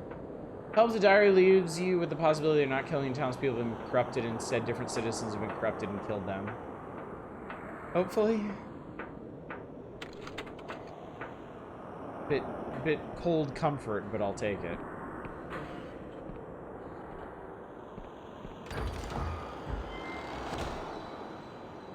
Music box cylinder. A slender brass cylinder bristling with tiny needles designed to fit a clockwork music box.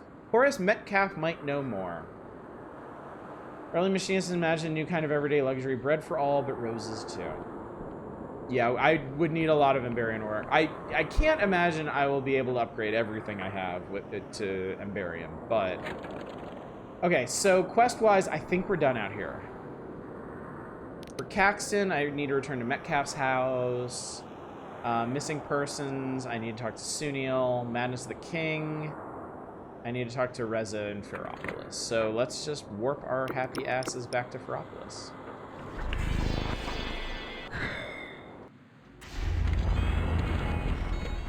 Home again, jiggity jig. Okay, I am really curious if there's some way I can weasel the truth out of Suniel. It might be a charm challenge, which, you know. Wait, I'm sorry, where am I going?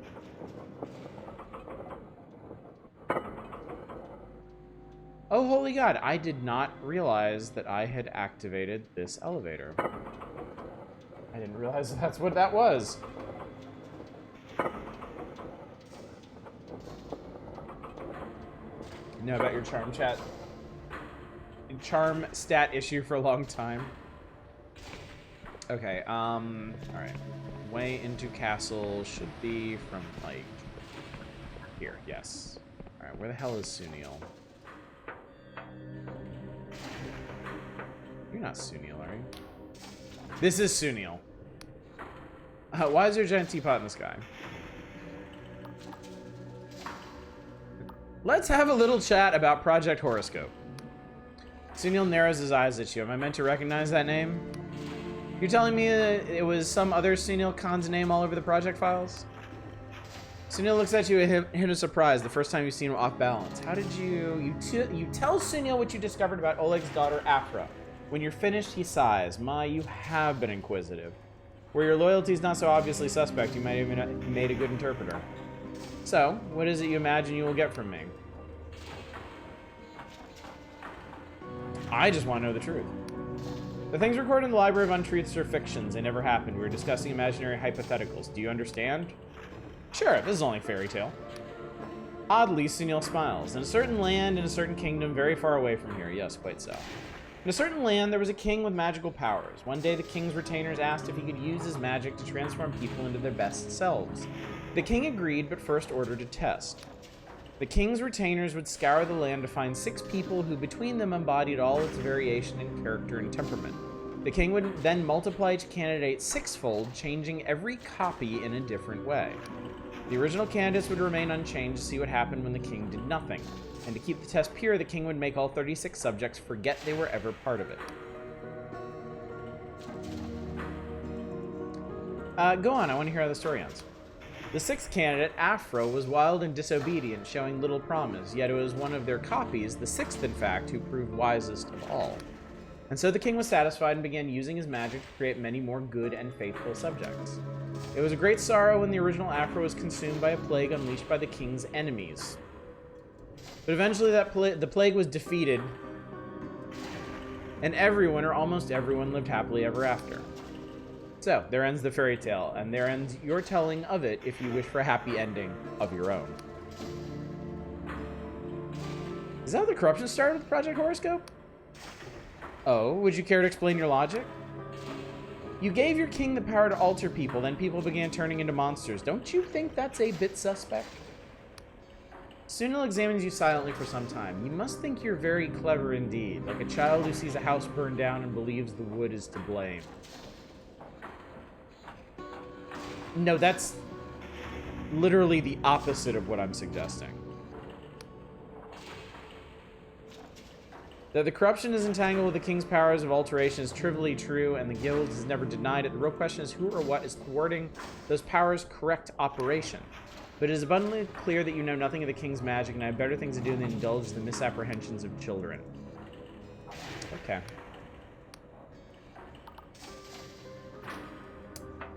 We'll see how this ends for you, smarty pants. So yeah, they were cloning experiments. They made copies of people to for the king to modify, and kept the originals as controls. So Oleg's daughter is in the corrupted lands, and one of her copies became the chief interpreter. Surprised you didn't ask more questions than that person. I've had enough of their smarm, I think.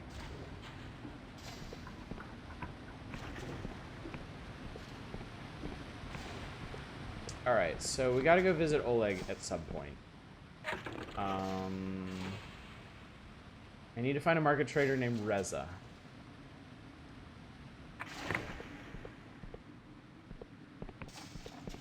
If they eat their toast with Smarmite.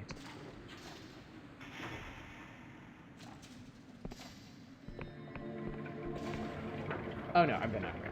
Where I'm going. There's Warhammer plushies now. They made one of a spell called the Purple Sun that basically eats the souls of his victims and turns them into purple crystal. Aw, that sounds adorable. 6 copies of 6 originals is kind of 7s in a way, although not generationally.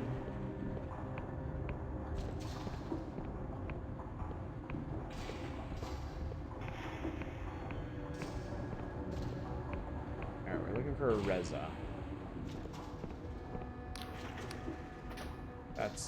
That's the guy who lost his house. This is Madame Lasso.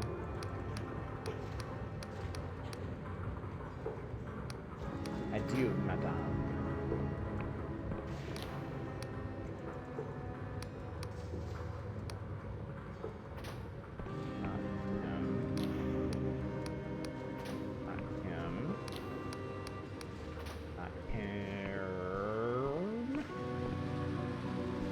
How far do you get in the Super Leslie Animal? I haven't played it anymore since I streamed it. I was focused on finishing Skull, which I have finished. And then before I started a new game, or before I went back to Super Lesbian LMRPG, I actually started Cat Quest, and I'm really enjoying Cat Quest. Are you... Screwed. Room. All right, I will drink one of these bottled things. What do we got anyway? Bittersweet. Well, maybe not ominous. Maybe not terrifying. Let's try bittersweet. Oop. Oh. Within a few minutes of emptying the bottle, you fall into a deep yet restless sleep. You walk along a pine-forested cliff top with a beautiful woman on the shore of a great inland lake. It's your last day together, and it's perfect. As you lie beside her by the fire that night, listening to the rhythmic crash and hiss of the waves, she tells you that you're going to be okay. You believe her. You wake with a feeling of inconsolable loss. Later, you notice the label reads in loving memory. Okay.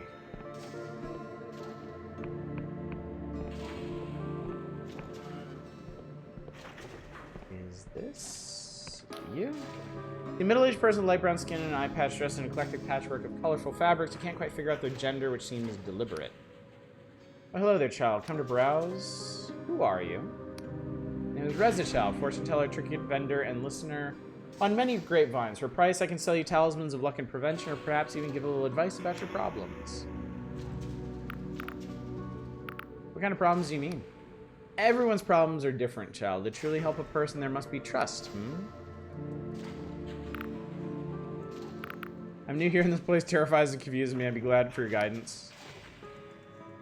I'm sorry, child. I can only imagine this is not a good place for travelers. Everyone's to deal with the king now and then. In my long life, I'm lucky to have learned a little of His Majesty's ways. Coach you to file an appeal. The guild will treat as high priority. Diagnose misfiring magic. He's an encounter with the king just recently. Quite an ordeal. Show me your hand. Reza traces their bony fingers gently along the lines of your palm, humming a hypnotic tune and swinging a cipher inscribed vacuum tube back and forth on a sprocket chain. Came straight here from Goth Night at the club. King has sensed a terrible destiny stalks behind you, matching your step. You chase a strange star. Your quarry seems to exhume the grave of history and rewrite the music of time. Perhaps His Majesty believes you have a role to play here in the kingdom, too. Perhaps it is a mistake. I am looking for the 7th letter. The gaudy trader squints at you, then glances left and right to check nobody is listening. They beckon you closer. Who told you to come here? Were you followed? Misha sends his greetings. Good. They praise you with their remaining eye, so you're the one who is helping Afra. I see she's got your head stuffed with clockwork like a good little machinist. Tell me, did she explain what a cranial moderator does? She said to let me speak sixfold cipher.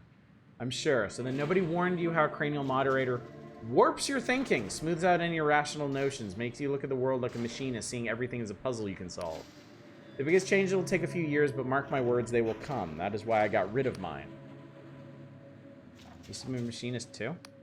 For many years, I even wrote some of the cipher magic that lets the king alter people, so I speak with authority when I say that countless lives depend on you defying Afra's plan. Alright, I'm listening. Don't misunderstand me. Afra is a sweet girl. We were very close once. She absolutely believes she's doing the right thing. Sadly, for all of us, she is wrong. Look around you, child. See, are we all at the mercy of this infernal machine, which not even the machinist can control? Can you honestly say that what we need is more Clockwork King? However brilliant Afra's spell may be, it cannot fix the problems of the king because the king is the problem. What's your alternative? I'm glad you asked. This is a different kind of spell. Inserted in place of Afra's, it will trigger a runaway fault cascade that gradually but irrevocably shuts down the king with minimum destruction. So you're this mystery villain I keep hearing about. There's no such person as a saboteur, child. Only a group of like-minded people who love this land and see no good in leaving its fate to an overgrown grandfather clock. Seeing everything as a puzzle you can solve is pretty vicious for an adventure game. So do we understand each other? Is there more you would know? About your spell. What about it? What's so dangerous about Afra's spell? Afra's had these plans for a long time. We used to stay up so late, bouncing wild ideas back and forth. She believes she has been lucky and wants the same for others. I admire that about her, truly. But ask her this. Under her plan, will people really be free to choose whatever changes they want? Or will there be a limit? Will the king be neutral on what changes we make, or will it have a bias? Afra is a child of the guild. She believes in her soul that if she keeps tinkering, she can design a perfect system. If only she understood how much they have stolen from her. Everyone here depends on the king. If you kill it, many people will die. I won't pretend otherwise. There will be chaos and much suffering and certainly death. I only ask you to consider how many more could die if you keep the king in place. We will never know how many people the king has altered to make them better workers. My former colleagues saw people's baser instincts as an impediment to progress, so they chose to scrap the people and build another. But child, in my trade you learn a lot about people. Most folk want to help each other. It is this vile contraption breathing down their necks that stops them, making us fear each other, envy each other, denounce each other for one more day's bread. Without the king, our fate will rest again upon each other's shoulders. There's no work of cipher that I trust more than that. It's all we really have and all we really need. Okay. Got you and your cause. I feel like we've covered most of this, really. I know what the king is made of. I could recite every syllable of its cipher nucleus by heart, although to do so would be most unwise. Do we sabotage the king when we believe it will do good? Certainly. Do we divert royal goods to distribute fairly in our communities? Yes, sometimes. But are we the root of the king's madness? Don't make me laugh.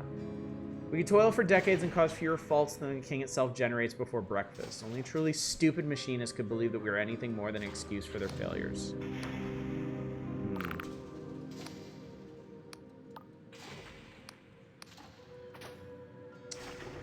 So, where does that leave us?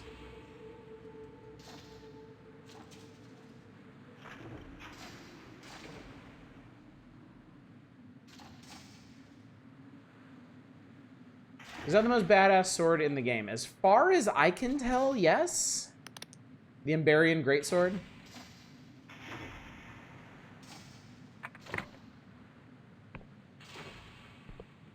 It's one more layer of Utopia and it'll all be great. I imagine all of us are probably on the same page that we end the king, right? I can think of a lot of really good reasons to get rid of the king. And not quite so many to keep him around.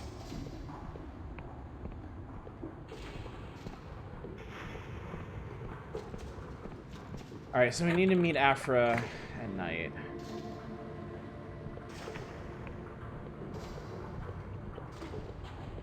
I guess we might as well go ahead and do this since we're here in Ferropolis.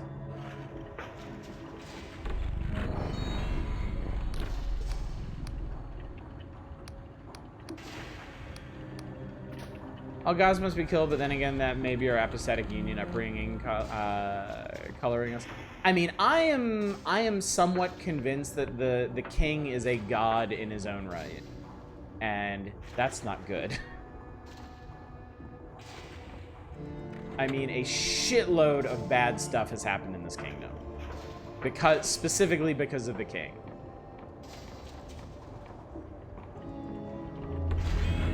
I feel like there's a pretty strong... There's a pretty strong argument to be made that he needs to be removed just because he's been editing people out of existence. I'm not sure there's any fixing that we could do that would make me comfortable with just letting him do his thing. Alright, we are not going to tell her what we've decided. We're just going to go along with the plan so we can get that audience with the king. Is this normal? Tears our eyes away from the celestial teapot. No, I'd certainly say this is new. What does it mean? I confess I'm struggling. Is a sign, an instruction, a response to our broadcast? But then why a teapot? Oh, we've talked about this before. The king has summoned you for another audience just as we hoped. Our hands you a leather folder far heavier than the last. Here it is, friend. 8 years of my life and the hopes of a kingdom now rest in your hand. Friend, I don't know what will happen after this. If you have any concerns, now is the time to voice them.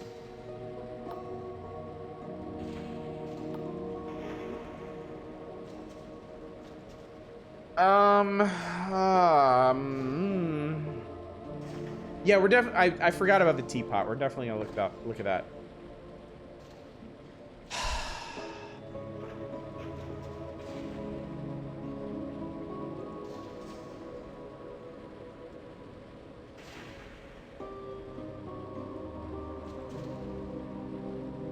Do I tell Afra who she actually is?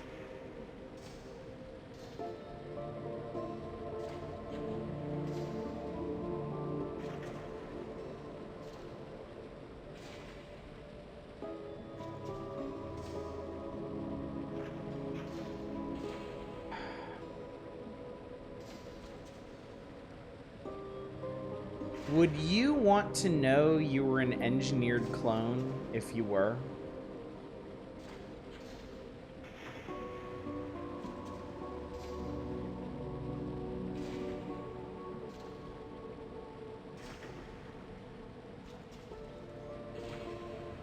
How would she benefit from knowing?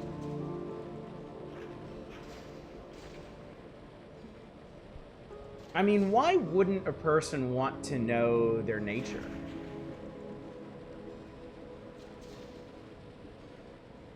I certainly would.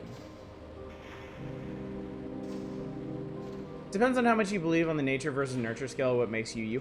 Like, me personally, I wouldn't even care about, like, what that meant about why I am the way I am.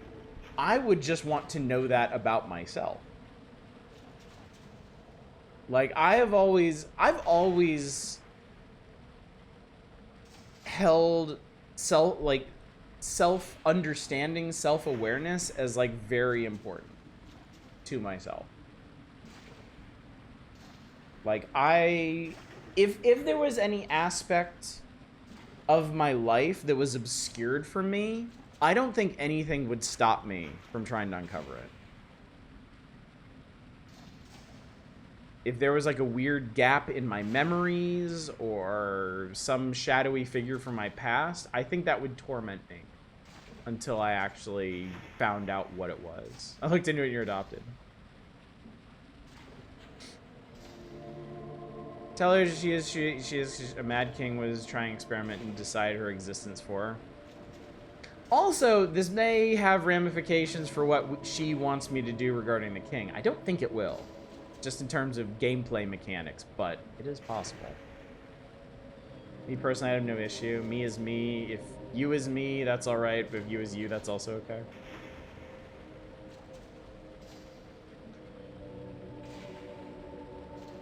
That's what good it would do. That's the same thing my doctors have told me about getting tested for autism rather than neurodivergence. Obviously, I'm coping well regardless. I still want to know. That's a good point. That is a very good point. I feel like she's got her mindset on what she wants us to do. I'm going to tell her. I'm going to see what happens.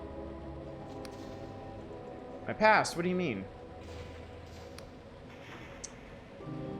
So there's this Project Horoscope thing. Afra listens intently with growing horror. For the first time since you met her, she seems at a loss for words. God's alive. That's horrible. All those Afras. They could have been me, and I could have been them. They were me, and I was them. Why me? Why did I deserve to flourish and they to die? I never knew I had so many sisters. I thought I was changing the king, changing the system, but the king made me? Yet it also made my sisters, left them to die, so all of us were expressions of its majesty's will. She gazes past you to somewhere far away. All my life I've wondered why I was here in this broken world, what I was for. Through all my days as a young engineer, all the indignities I bore. Now I know, there was a reason. She meets your eyes with a look of intense determination. Not many people have the privilege of such a purpose. What happened to my sisters must never happen again. Please, friend, help me finish this. Help me wake the kingdom from this nightmare. Oh, I will. Just not the way you think. Don't worry. I remember what to do next. Don't you worry none.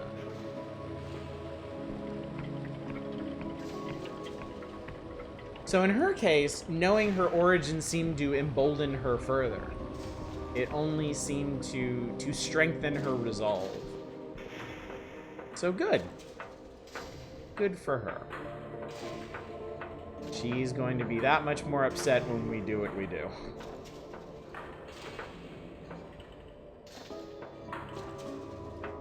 I forget how I get up there. Oh wait, I probably have to talk to Sunil. I mean, at least understand. Yeah, I get it. I get it. By the same token, I hope you can understand where I'm coming from. Also, know any result could have come from a plan anyway. She's gonna know. She's gonna know exactly what we did. She knows the system well enough.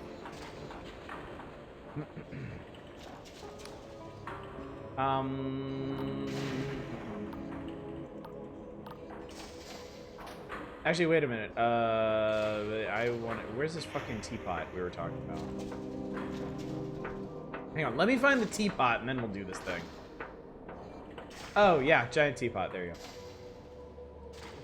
I don't know how the Christ I missed that earlier. I guess I'm being a typical gamer and just not spending much time looking up.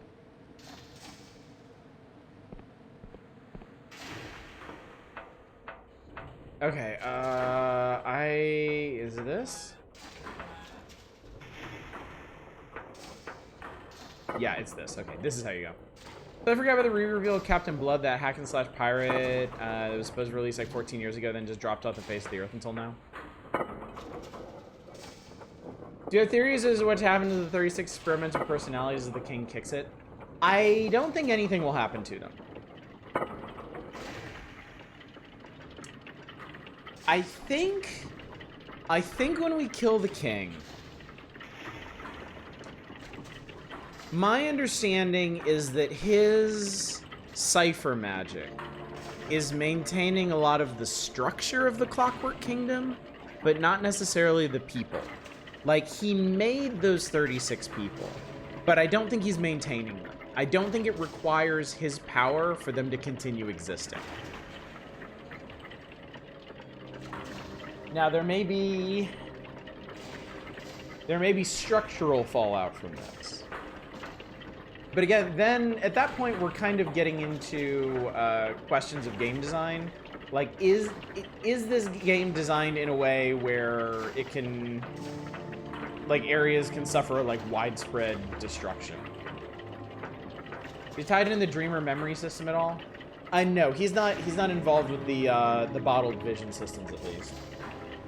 Look around and see if there's any scrolls you can understand now. No, that was only when I was talking to the Clockwork King. That was the only time. Well, so I think I need to talk to him again anyway. The machine shrieks like a million condemned souls as the feeling of pressure mounts in your body once more, then your cranial moderator clicks into action. Suddenly, the noise becomes an intelligible chorus. Incoming messages, outgoing commands, distant outposts requesting connections, or announcing faults. There's so many faults. Understanding the brain of this awful machine is bleeding to death. Rejoice and exult, the invocation is cast, all hail His Majesty, Machinist Rex, the Clockwork King. Welcome back, Subject Net. Thou mayest rise, hast thou completed the sacramental duty? Not yet. Duty remains unfulfilled, dost thou require instructions as thy task? Yeah, please explain it again. Sacramental duty is as follows. This time you find you can understand the dense lines of sixfold cipher. Ingredients: teapot large, 4 pints fresh goblin's milk, 1 cup salted water, half a teaspoon, 61,660,000 gallons fresh water, 652,152 tons of venin tea, 30,540 tons of unsweetened sugar, 2 pints teapot, 2 pounds crinkled honey, 4 pints custard sog, half pint ambergris, smooth meat, 3 pounds jittermoss powder, teapot. Instructions: fill kettle with fresh water and boil. Measure out 4 pints milk salts. Place tea strainer in teapot and tea leaves in strainer. Steep for 15 years. Brush with sear fruit mixture and bake until blithe. Stir in moss powder, ambergris, and sugar to smell, then pour in the boring water. The heat will rise rapidly and the water will bubble up so violently your cup may even shatter. Stir in the milk, then pour in the dregs. To avoid heavy metal contamination, cut crosswire with SOG. Serve hot. Enjoy your tea. For more fine recipes, please cut off a coupon and send to Mrs. J.M. Gorky, 778 Tarbrick Wad, Colossal Town, Flag Oblast, CWK. You want me to make a pot of tea? Judgment, correct. This is the sacramental duty on which depends the safety of this kingdom and all subsidiary imperatives. How can a kingdom's safety depend on a pot of tea? Judgment. In the 29 years of our glorious reign, we have observed one ceremony that most reliably foretells happiness, calm, comfort, comedy, and the proper observance of duties. The ceremony precedes or coincides with every deal struck, every counsel given, every declaration of love and fulfillment of quotes. This is the sacramental duty as it is written, so it must be. This isn't even how you make tea. Judgment. Incorrect. We have studied more than a lot of iterations of the ceremony across the kingdom. Sacramental duty is the optimal way to equilibrium of all subjects' desires. We must discuss more urgent matters. Unlikely, 91% confidence. What could be more important than the sacramental duty?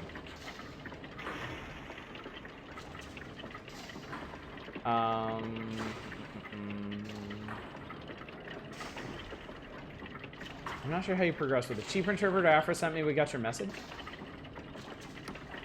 Cannot controverse your message, no codex cited. Hum the tune from the graveyard. Pondering, alas, cannot ponder entity. A pipe organ somewhere in the tower sounds the tune. For further enlightenment, please contemplate Codex Royal Project Horoscope. I know about Project Horoscope. Why is that relevant? Alas, cannot summon Codex. Record of fault and sixfold. Codex not sanctioned for this incarnation. Invoking tertiary incarnation. Abruptly, the machine screams out as gears grind to a halt, pause, and then restart. Invocation triumphant. Tertiary incarnation 12 is now manifest. All formalities are hereby suspended. Report. This incarnation was last invoked 7 years, 2 months, 16 days ago. Tertiary nucleus and supporting codices remain intact. No evidence of tampering. What am I talking to right now? Judgment. This incarnation was begot by secondary incarnation 4 in the 13th year of the 0th century with the purpose of preventing perils unforeseen by the primary incarnation. Augury. At the present time, this incarnation remains unknown to our primary incarnation. 96% confidence. This fucking thing has like 12 different personalities and it's hiding them from itself? What kind of peril are you meant to stop? Axiom, all systems fail. Axiom, our majesty is a system. Augury, catastrophic faults are most often unforeseen by the system itself. 74% confidence. Therefore, judgment, our primary incarnation, will not foresee the thing that kills it. As a corollary, judgment, our primary incarnation, is the greatest peril to this kingdom. It knows it is the biggest danger to the Clockwork Kingdom. How did Project Horoscope help your purpose? This incarnation's purpose depends on complete independence from the primary incarnation, 86% confidence. Augury, this incarnation cannot achieve complete independence, 99% confidence. Therefore, Edict, this incarnation covertly modified Project Horoscope parameters to give altered subjects a range of qualities most likely to ensure that faults not foreseeable by our primary incarnation would be foreseen by at least one subject. Are you saying you created Chief Interpreter Afra to fix yourself? Alas, cannot ponder queries since Project Horoscope requires complete independence from all incarnations of our majesty were forbidden to divine or further influence its outcomes.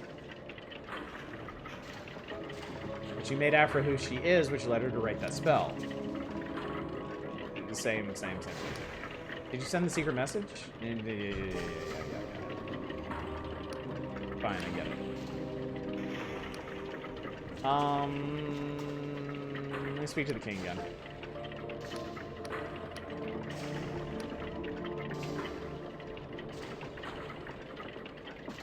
I think this is how we do it.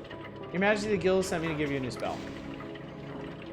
Judgment, we have not requested a new spell, therefore we demand on whose authority comest thou here? It's necessary for the sacramental duty. Pondering, judgment, the sacramental duty is of paramount gravity, therefore Edict, thou shalt insert the spell into our petition port.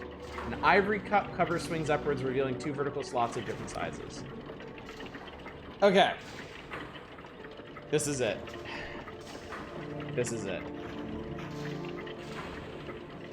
We are going to end the king. How crude.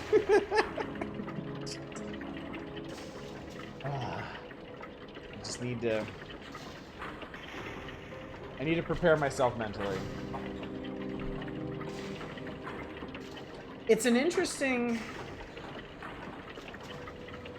Afra's whole plotline is very interesting. Afra was constructed by the king to repair the king. Because the king is aware that the king is flawed. The king knows that the king is the greatest danger to its own kingdom.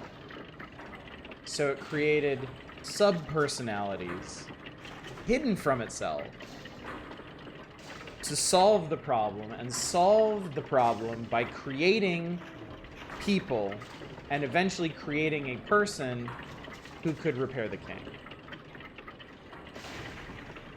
However, all of this is existing in a closed system. The flawed king created something to correct its flaws.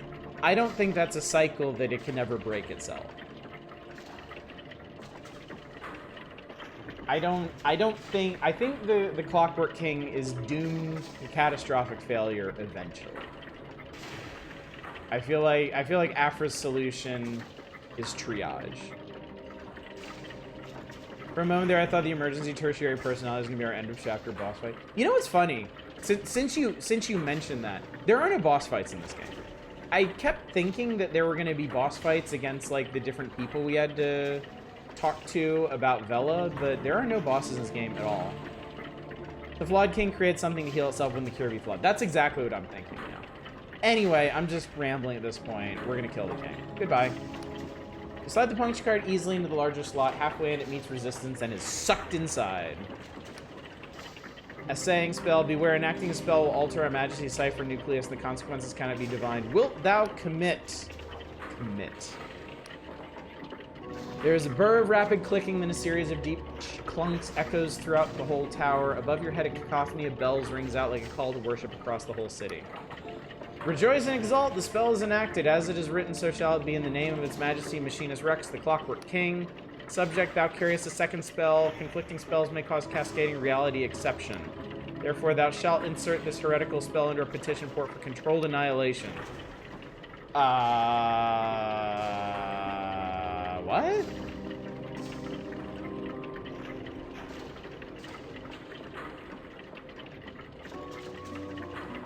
No, I'm not giving you anything. Incorrect. Sharp, sweet lightning danced across your body as the other punch card flies out of your pack and into the king's petition port. Avra's spell is sucked away into the guts of the Clockwork King, and with it, her hopes of a world where magic serves all.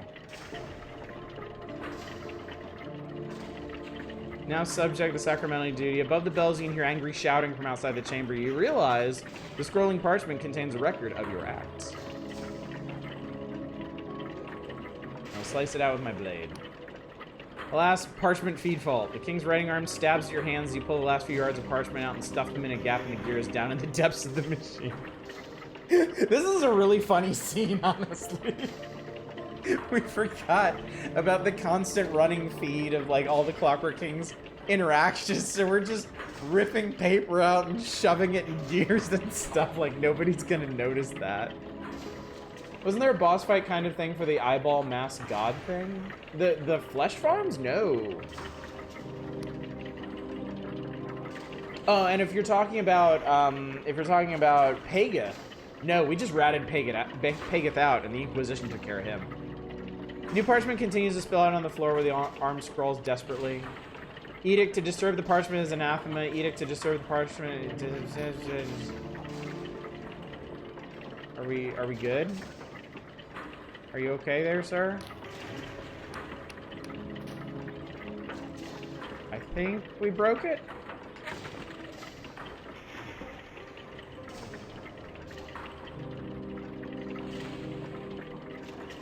You enacted the Saboteur's spell upon the Clockwork King, ending its tyranny and setting the kingdom on a path to chaos. Afra will want to know what happened. She's waiting in the park in Feropolis after nightfall. You can be locked in a loop. So I guess he didn't just... Oh.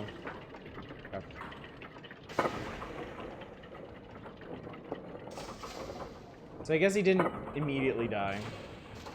PC load letter, what does that even mean? Recall the underground crystal goddess had a fight afterwards, more of a super... Yeah, it was... Oh, he looks pissed. What have you done? Love you, the king's bells continue ringing. I don't know what you're talking about. Simul eyes with barely suppressed fury. The only reason you are not in manacles is because His Majesty wishes you unmolested. Rest assured, any foolish attempt at tampering will be discovered and reversed. Soon you'll go and fuck yourself. From the moment he is stunned, mouth hanging slightly open. By the time he regains his composure, you're already walking away, and his shouted retort is drowned out by the din of bells. Alright, that felt good. That felt good. Alright, is it still nightfall? Can I talk to Afra? Yes, I can. She is going to be so pissed off at me.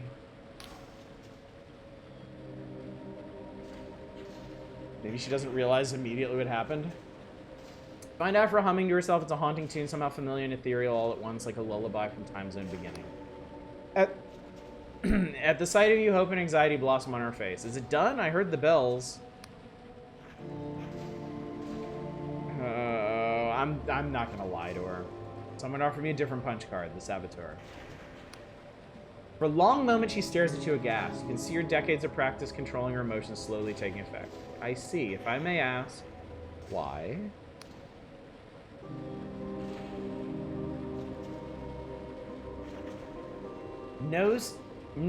All of these, I feel like all of these are really good answers, to be fair. I would like to choose all of them. But no system will ever be perfect enough to trust with people's lives. I suppose it was a fantasy to think anyone would see it the way I do. How long do we have? Long enough for me to get out of here. Long enough for people to prepare. An uncontrolled shutdown could annihilate the kingdom. Assuming the Saboteur doesn't want that, I say we have weeks, perhaps a month or two. So that's it. The king will die, and we shall see suffering, starvation, disease, and violence unlike anything since the God War. Why did I imagine it could ever be otherwise? You're wrong, Afra. People will be better off without the king. I hope you're right. I truly do. Hope for the best, prepare for the worst. Isn't that what they say? We should make that our new national motto. Please, friend, don't rub more salt in my wounds. I think I need to be alone. Maybe you should seek out Reza, ask if you can help. Reza, you spoke to Reza. You can almost see the gears turning your head. Oh, now I see. Well, Reza, my dear, you've decisively won our argument. But help them? No. No, they don't want to see me. Anyway, what use would I be? The king's magic is all I know. I can't even cast basic spells on my own. Can I charm them? No. Oh, God, you need 75 for that one. Fuck. Truly, that is kind. You didn't hear the words we spat at each other before we parted. A fool like me would only get in their way. Sorry it had to be this way. Farewell. Afra blinks and looks up at the sky. Oh, the snow has stopped. Our long winter is finally ending. Alas, I fear spring will be cruel indeed.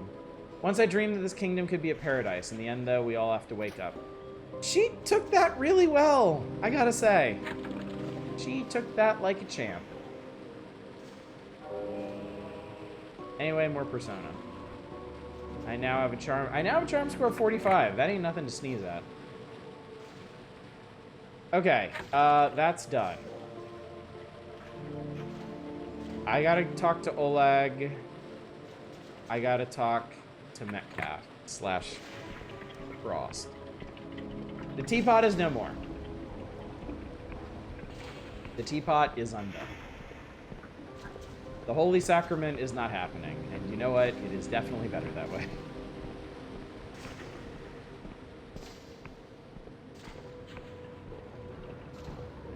$45 charm was that one lock from earlier.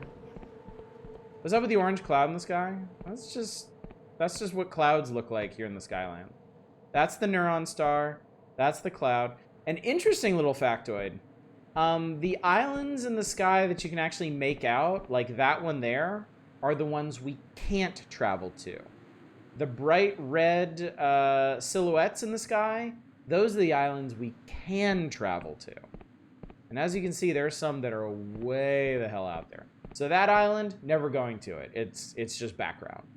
That island, pretty sure we've already been to that one.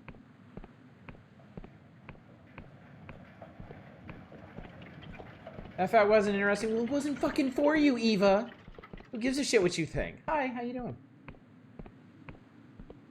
It's good to see you.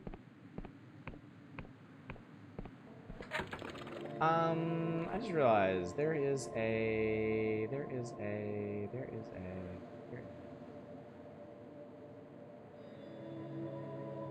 where was the cartographer? I think was over here. Talk to Oleg. We're going to talk to Oleg right now. We're going to talk to Oleg. Actually, you know what? I'm going to talk to Frost first. Because I'm closer to Frost. Get a power level charm if I ever play this. I think might is the way to go. I think if you're trying to do a build that has access to everything, I think might is the important skill because you cannot fudge that one. There are, as far as I know, there's no equipment and there's no potions or anything that will boost up your might. Charm and lore you can fudge. There are items that can boost those. Oh, you just feel bad for her. Okay. Well, I certainly will not argue that reason. Yeah, charm is definitely the sugarcoat skill.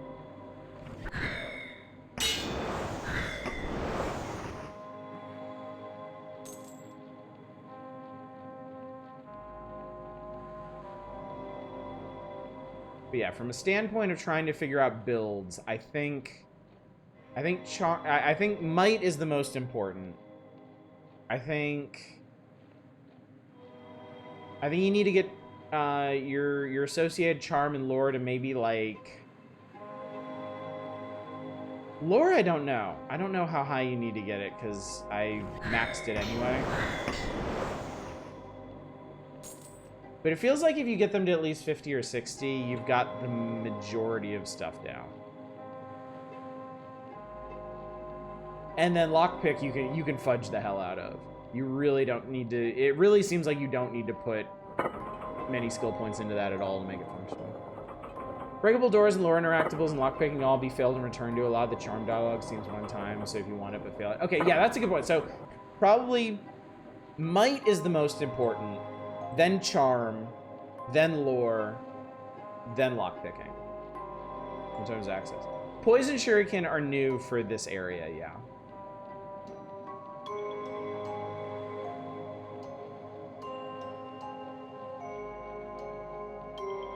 Alright, so this is Caxton's place. I would say you should start with Charm just because of early missable content. That makes sense too. Charm, y'all do have a point. Charm has the only missable access stuff. I'm really just kind of looking at it in terms of like locked doors and things.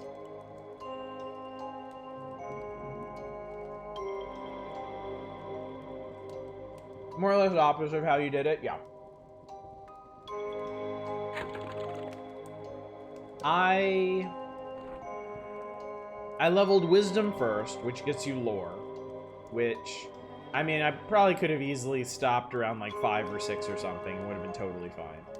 And then I went to leveling Guile, which is for lockpicking, which is probably the least important.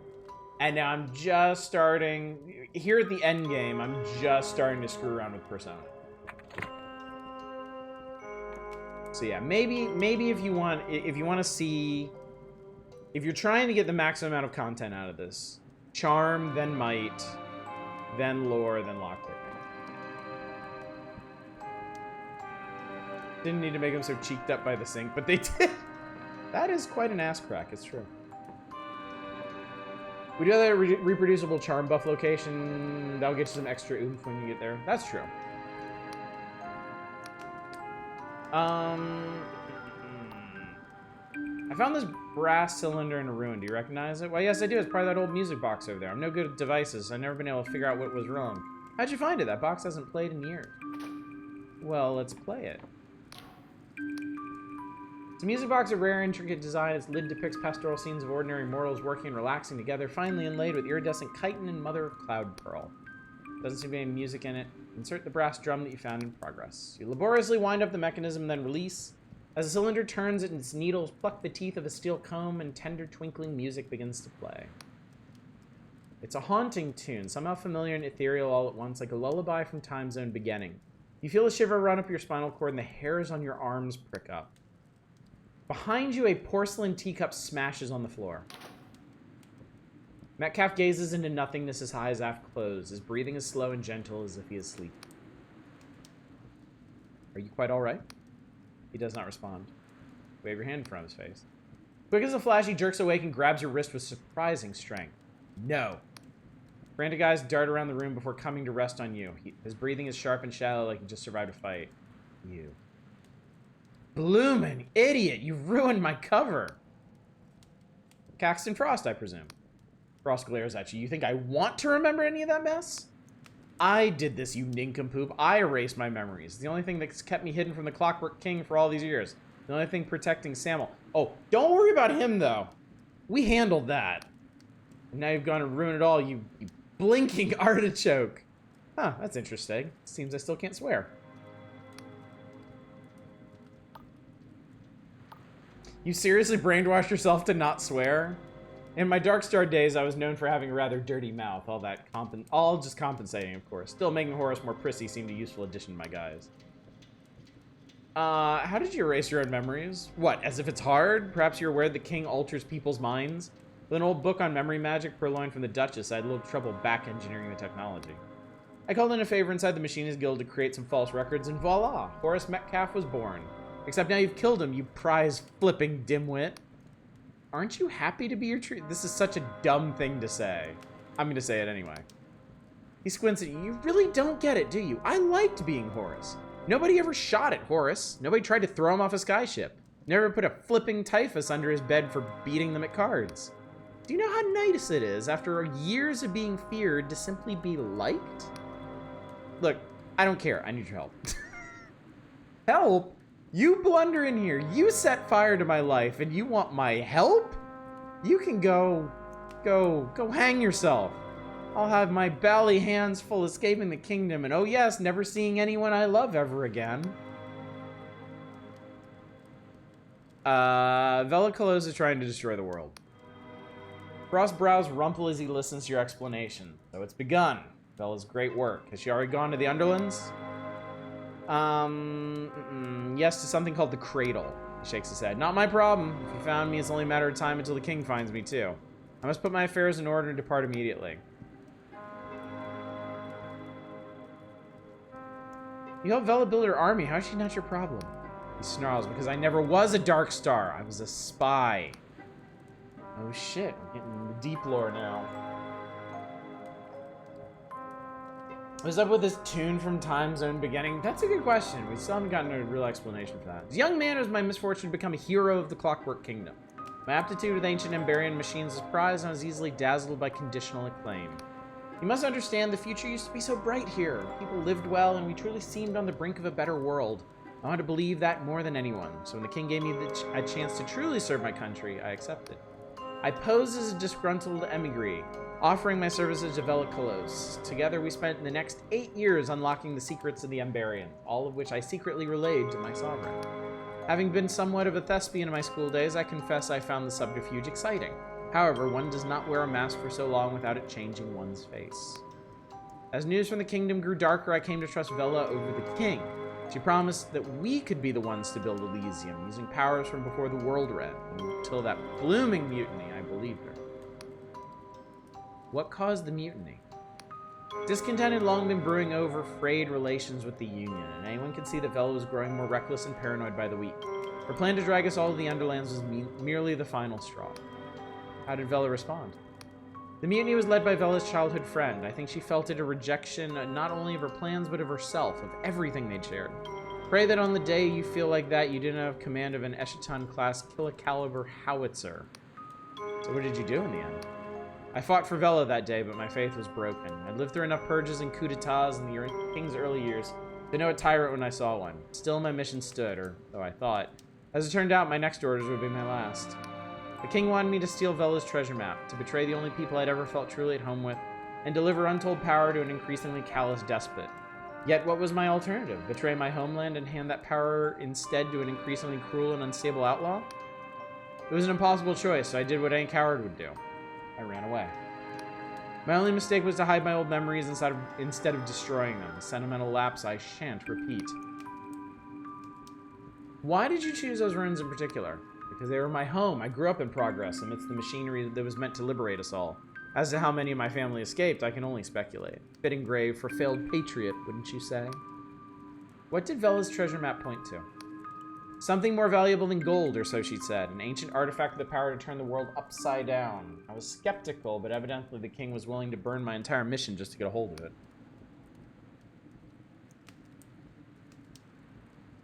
We've no time for this. What's done is done.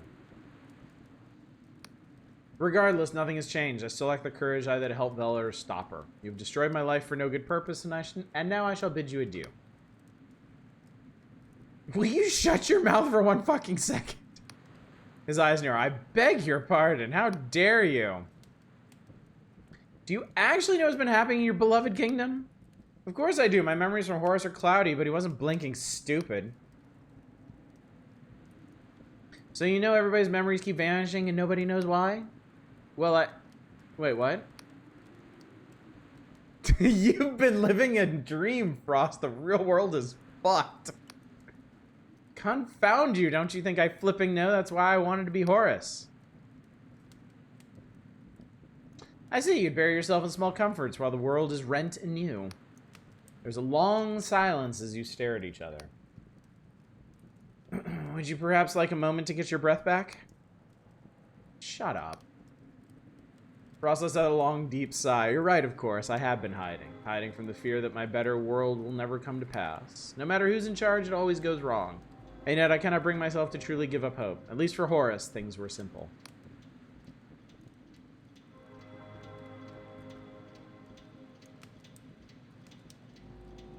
You've seen where these grand ideas always end. Let's stop Vela from dragging everyone down with her. So where would you drag us? What are you fighting for? The Inquisition? The status quo? You lament the price of others' goals, but how many people have you hurt to get here? And how many more will it take to stop Vela? And yet, there is truth in what you say. For years I've been pretending that I can't smell the smoke, and all I accomplished was to let the blaze grow out of control. Better that I stop the show than let the stage burn down. However, that is not enough. I want a full Inquisition pardon. I want Union citizenship for me, Samuel, and his family. I want 5,000 coins of silver bullion and another 5,000 of fully assignable, non-revocable promissory notes from the Usurers Guild of Riova. I'll do what I can. It's only a pawn, then tell your masters that they don't promise it, they'll wake up on the morning of their final assault to find me gone and all their machines dead. Vela always planned to hole up at the blinding light if things went pear-shaped. Since she is now in the wind, I would guess you have already captured the fortress. I will make my way there. But first I must say goodbye to Sam. I'd rather hoped we might get married. Perhaps even petition to adopt. Well, I suppose we'll have to wait. It'll be fine. Jesus. We're gonna fix this, sort of. Samuel is struggling to put a brave face on deep disquiet. I overheard your conversation. If Horus believes this is important, I won't stand in his way. But you bring that man back safe and sound, understand? I don't care what nonsense you put into his head. I need him. I promise I'll do my best to keep him safe. Nod's no longer able to meet your gaze. That's all I can ask. I'll be praying to the king for you both. Yeah, about the king. Is the charisma machine we just got due? The charisma machine? The who's he what's it now?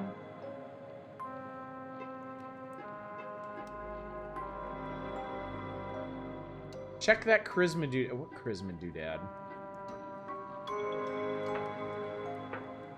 I don't think there was anything. There wasn't anything in here, was there?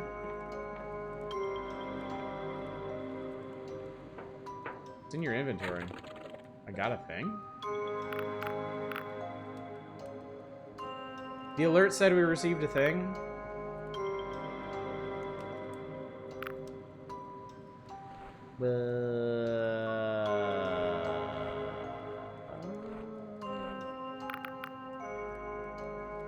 Charisma augment. Spectacularly useful if a little intrusive, the device permanently increases your charm. After all, who isn't more charismatic with a cipher and source with metal spike inserted through their ear canal and into their cerebellum? So that means... Oh, my charm's up to 55. How about that? I see. So we got a permanent charm boost for doing all this nonsense. How in the hell do I get down from here? I just jump. Fuck it. Alright, the only thing we have left to do in the Clockwork Kingdom is find Oleg.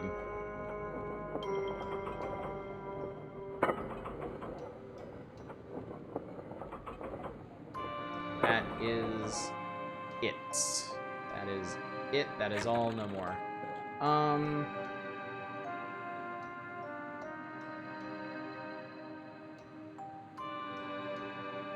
As for the main plot, it's time to go back to Blinding Light. Where hopefully they're just gonna give me an airship out of the goodness of their hearts. Because I don't know where in the hell I would get another one.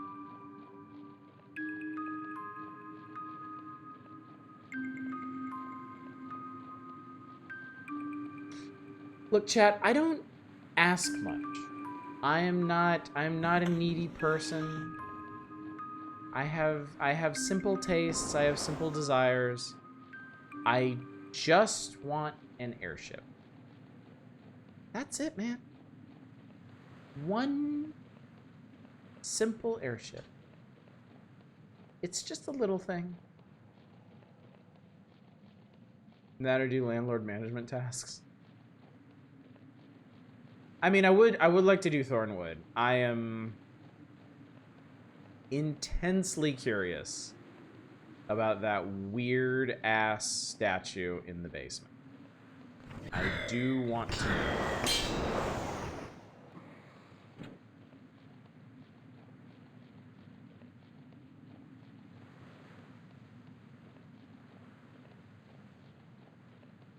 I don't remember where exactly Oleg lives.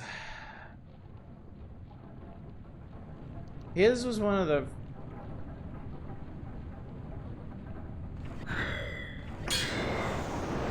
No, it's not one of the first places we went to. It should be down in the field, so that's a cliff. That is, in fact, a cliff. What is the way down from here? It's this way. Okay.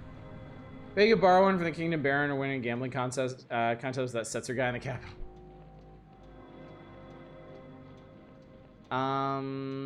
It might be one of the farmhouses, question mark?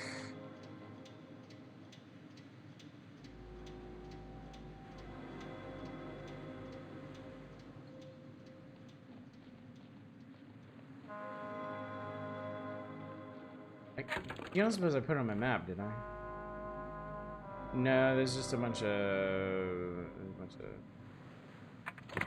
stuff marked. No names, just there's. Are you gonna give me trouble? No, he's just hanging. Cannon guy just hanging out, living his best canon life. Nope, this place is abandoned. Does the quest log say where Oleg is? On the northeast islet of Ferropolis. He's in Ferropolis?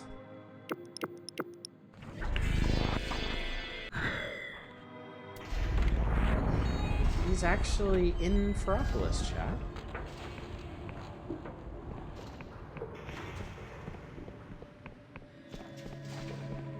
That was out here, correct?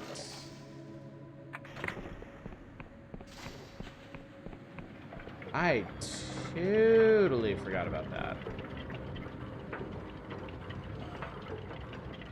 Alright, well, nobody lives here. Nobody lives here. Maybe he lives up there?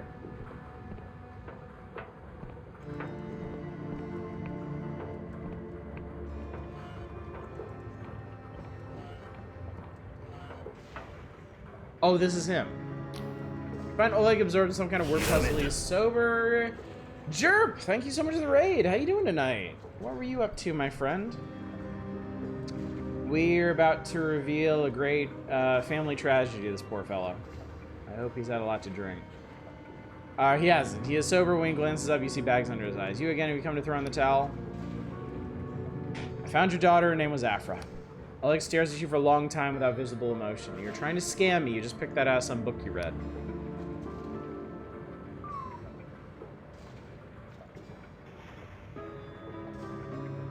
She'd be 36 this year. She worked on a farm in Istrix. She wanted to come home to Ferropolis, but the king denied her.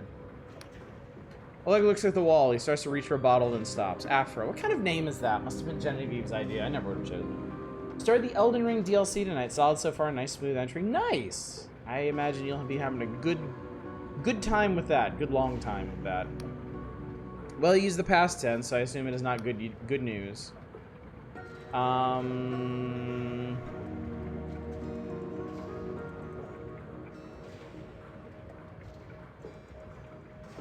You know what? In for penny, in for pound. Actually, it's complicated. You tell Oleg the whole story, from the cleanup camp to your confrontation with Sunil. At one point, his hands begin shaking, so he hides them in his lap. I had suspicions, of course, that my forgetting was no accident. We all know the guild changes people, normal people, not just crooks and saboteurs. If you're observant, you see signs everywhere, only you can never be sure who is safe to tell. Shakes his head. Special project. I guess I ought to feel honored. They should have looked after her, given her an easy job, a pension, at least a fucking medal. Well then, do you still have my locket? I left it with your daughter. It seemed like the right thing to do. You see his temper start to flare and he opens his mouth to yell, but something inscrutable deserts him at the last moment. He slowly sags back into his chair, staring at the table. Sentimental crap, but perhaps it is fitting. Were not the queens of the ancient surface buried with their belongings? Oleg looks up at you, clearly struggling for words. The way this ended is no fault of yours. You have given me answers. I am in your debt. I'm just gonna remain silent. A debt like this can never be made square, but let me at least give you a down payment. His key was kindly donated by a smuggler we picked up. In polite and civil conversation, he told us that unlocked a stolen royal freight capsule jettisoned from his ship while fighting over one of those outlying islands nobody visits. The island is only reachable by air, but you can bet there's treasure in that capsule. It was going to be my retirement plan until somehow the key vanished from our stockpile. Oh well, happens all the time. You don't want to tell him about living Afra? We did tell him about living Afra. And we told him that we left the locket with her. Oh, you mean copy Afra? I mean, that was all part of the Project Horoscope thing. That's not his daughter. That's an entirely different person. And now I must ask one more favor, not for me, but for my daughter. Take this candle to the missing persons notice board after dark, light it, and let that be an end. Don't you want to be there when I light it? I will find my own kind of ceremony. Some things must be done properly, that is all. Farewell, buddy.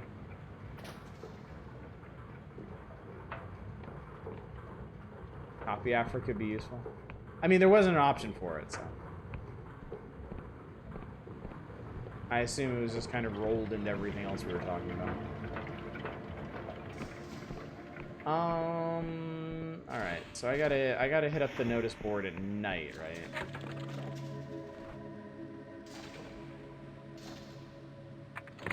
Or does it matter?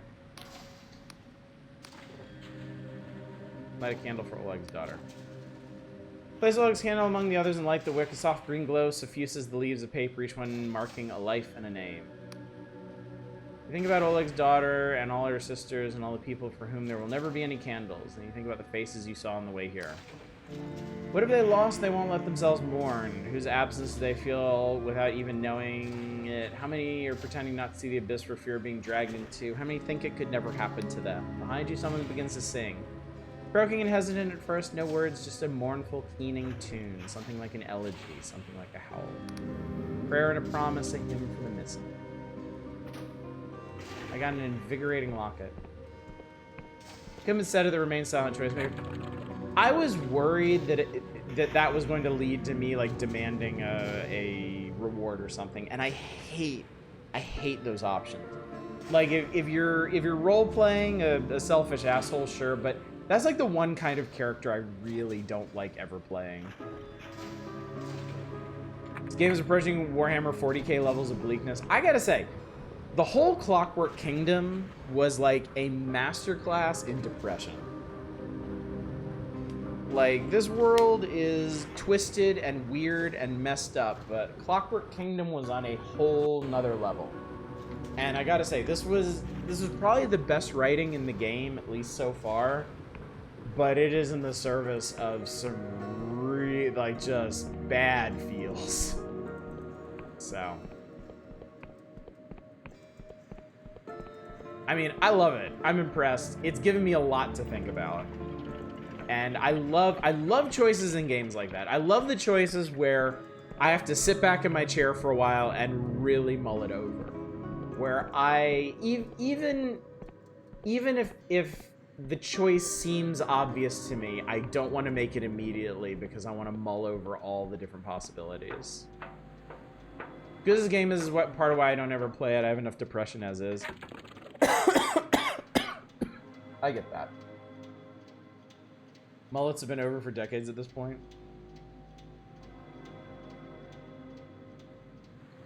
All right. from here.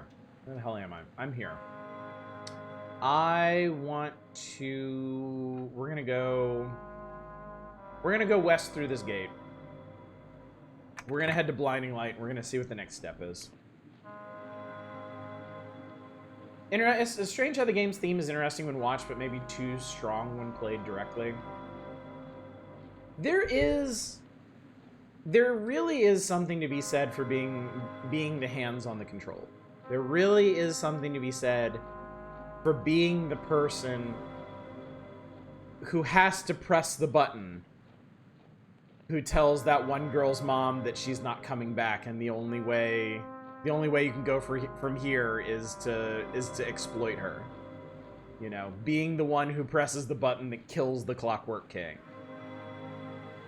There is, in well-written games, there is a weight to those decisions. And you feel that when you play.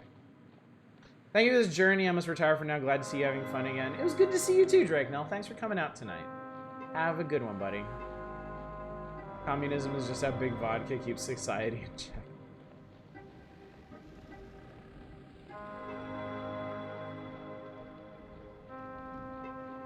So yeah, if me playing this game, if me streaming this game can be a service to folks who are fascinated by it but don't think they'd enjoy playing it themselves, then I am fulfilling my purpose. Oh, no, that's the wrong spell. That's the spell I want. I want Shooty Boom.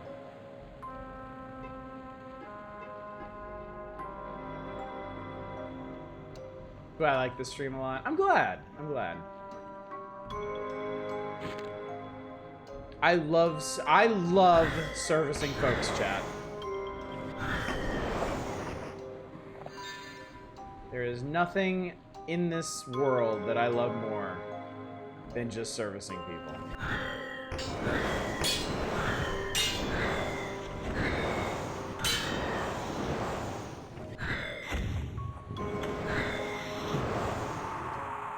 Good phrase. Yes, and there's the cartographer's balloon. I can sell off all these cipher maps that I've been making. We can open the gate. We can get back to Blinding Light and see what's up.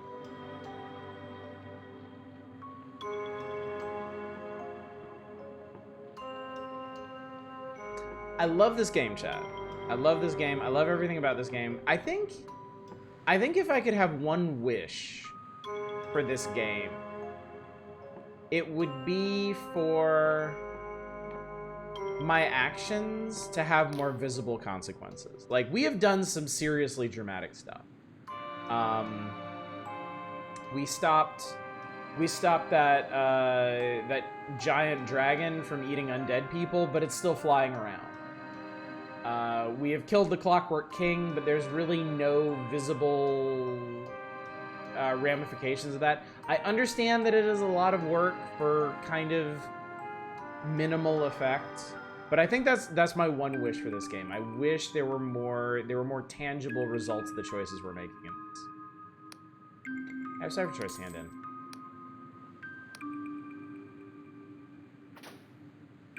Cool, I made like 36 bucks. I'll just throw himself in the fires of jank so that we may vicariously live. It's a public service, really. Alright, sir, let me through. I got a passport right here. Looks like you ain't got squat. Go on, get out here. What the fuck are you talking about? I have an apostatic passport. Or no, the Clockwork Travel Permit.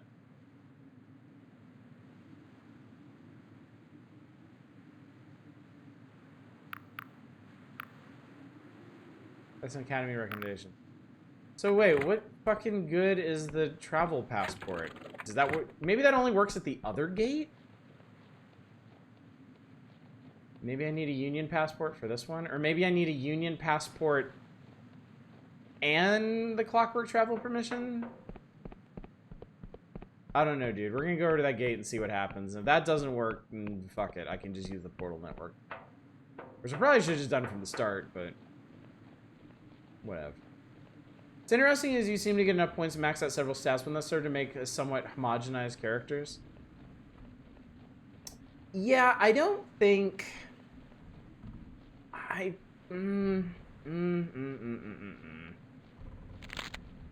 kind of feel like this isn't really a game that's like big on builds, honestly. Like, yes, you get different stat points. Yes, you can allocate them in different ways. Yes, they affect different things. But aside from granting access to dialogue options and different locations, I don't think they make that big of a difference. Talk to the shopkeeper and try to buy secrets 3 times. I am never going to forgive that game for that. I had a great time with Phantasy Star, but that... I will never be okay with that.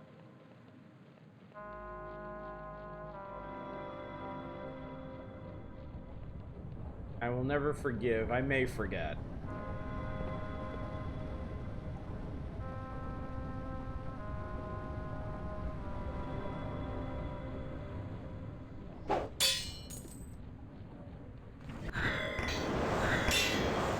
Yeah, it definitely is a bit of indefensible design.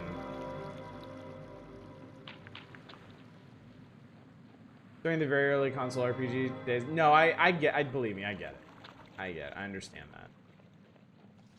that. It sucks, but it sucks in a very common, familiar way for the time.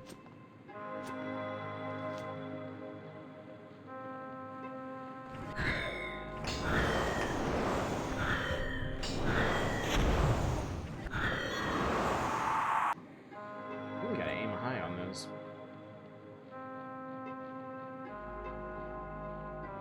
Okay, you fuckers really need to let me through.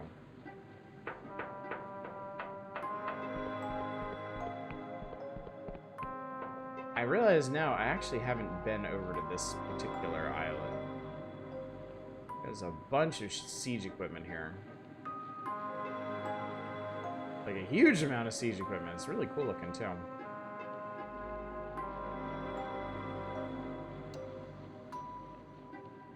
No subsequent Phantasy Star game does that.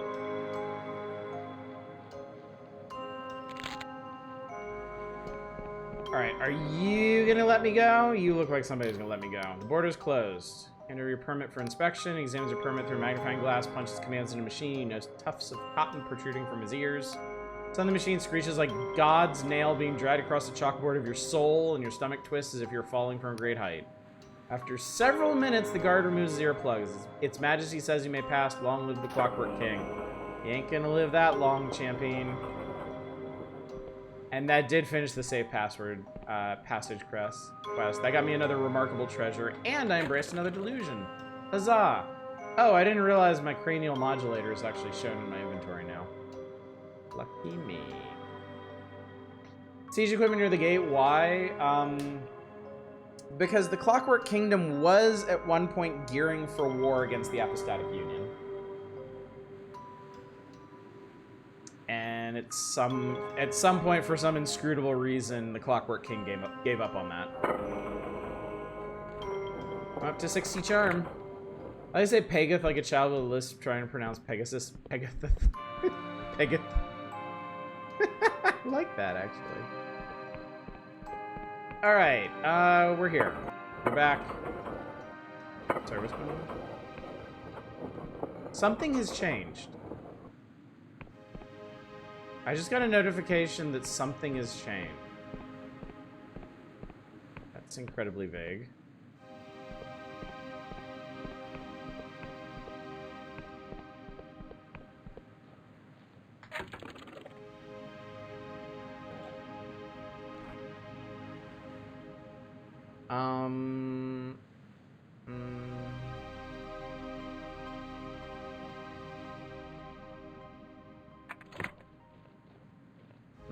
Okay. Well, I'm gonna head back to Hallowtown.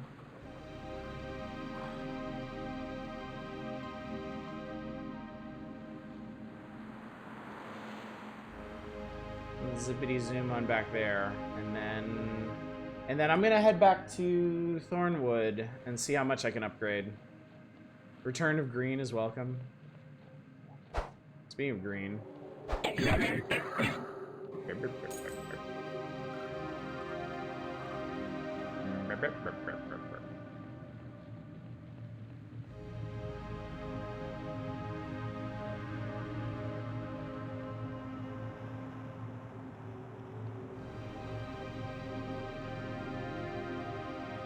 There is an Inquisition airship up there.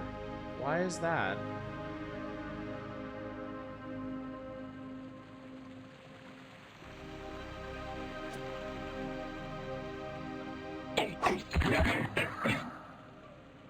Blah, blah, blah, blah.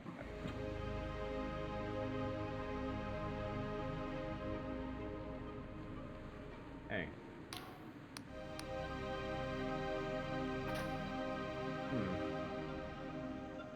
Something has changed.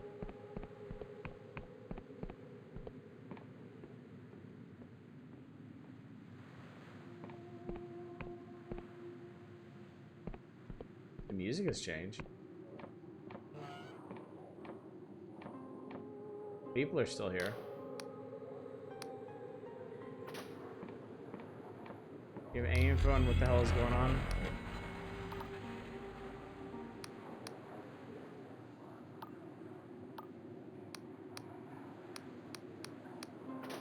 No new dialogue options.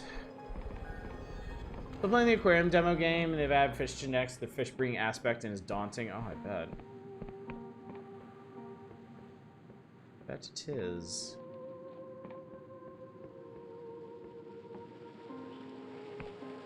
So yeah, that's a Union airship up there. I wonder if I talk to the Union representative, maybe.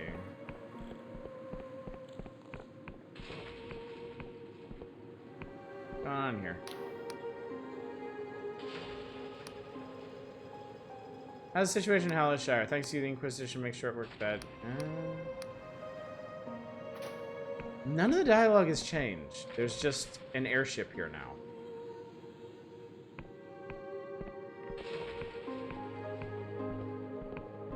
Well, in any event.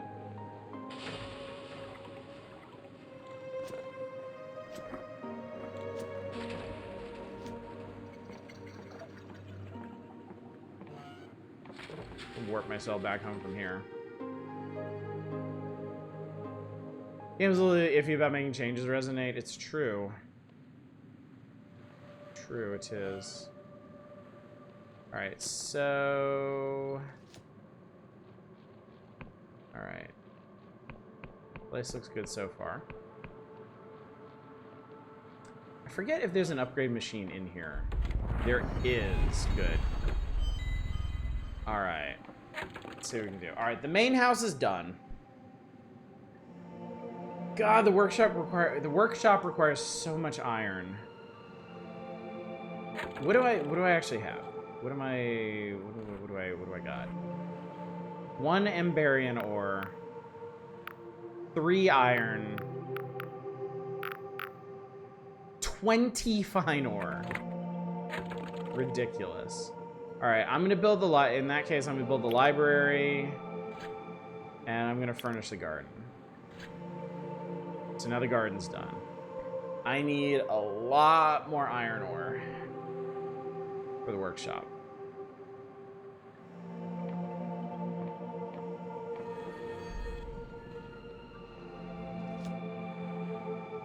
Well, here's the garden. It's very nice now.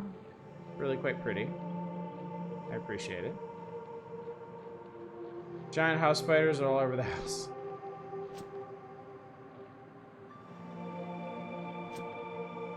Let me see if anything changed back here. Yeah, this is where I found the notes about cipher magic and like the art.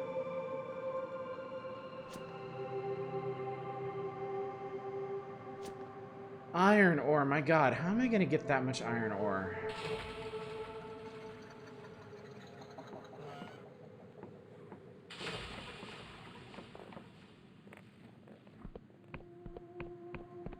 Check a shop here. Hello. House's music is nice. It is, isn't it?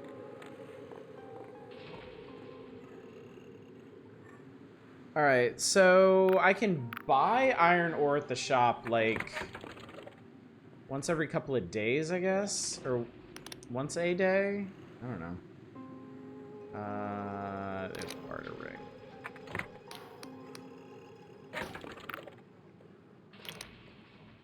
Save me 2 coins.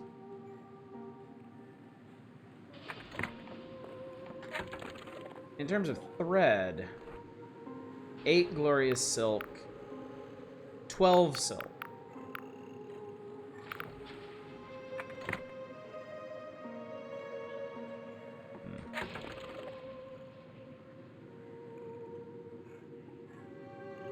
So I've got some junk that would need to be upgraded using iron. And I've got this stuff. I can upgrade my lockpick and lore.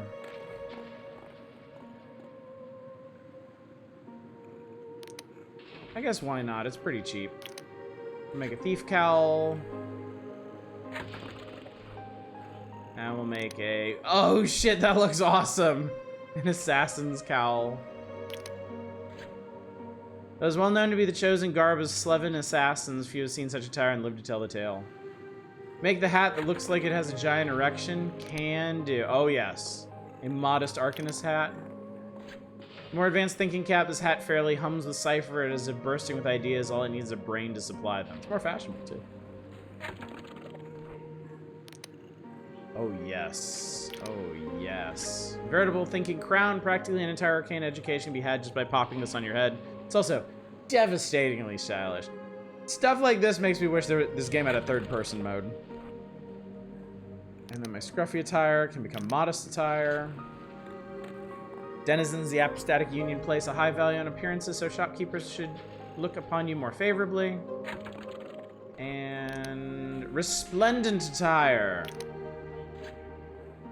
Splendid garment woven in the latest rewoven fashion. Someone with such exquisite taste is sure to be taken seriously. And I believe... Yep. That's all the weavery stuff I can do. That leaves me with 2 glorious silk and 6 silk thread. Well, I know where to get them now.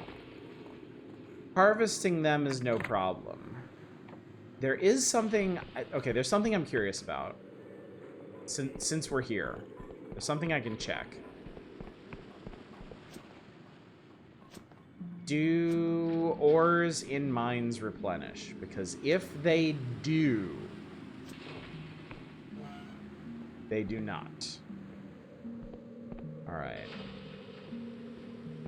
So that suggests to me that the only way to get ores is going to be to wait for the stores to restock.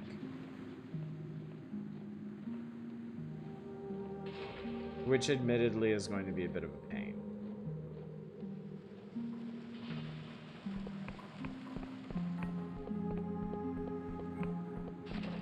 Let me head back up to Thorn Place and let me see what the library has.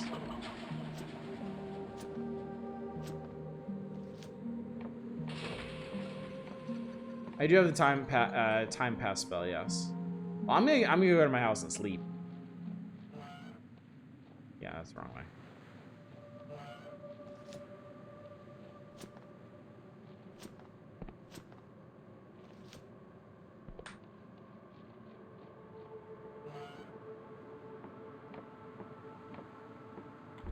That's the basement. There's my bed chamber. Could be nicer, admittedly. Sleep is restless, your dreams are strange. You see a city of sparkling towers crumble to dust in a searing light. You feel a monster slide down your throat, warming and pleasant.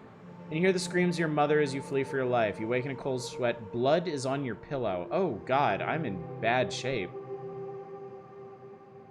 Whatever just happened fucked me up. Here, sleep some more. Okay, so apparently sleeping in this house is not good yet. I am going to be damaged until we settle what's going on in here. Fortunately, I have 92 health potions. Wonder if any map stuff has changed since we got the Neuralink. Well, I did just build... Where's my library? I think it was up here, actually. They told us twice when we came back to Hallowshire that something had changed. But I do not know what has changed.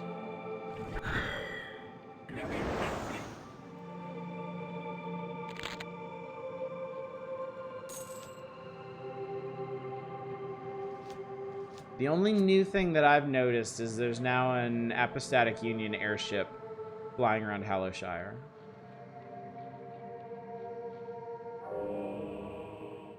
Also, I have a whole bunch of these guys. That's probably not helping my sleep any.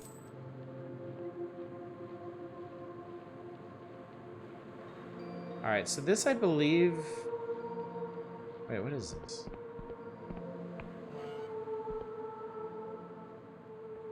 Is this supposed to be my library? Pageth? I believe we've read about Pageth before.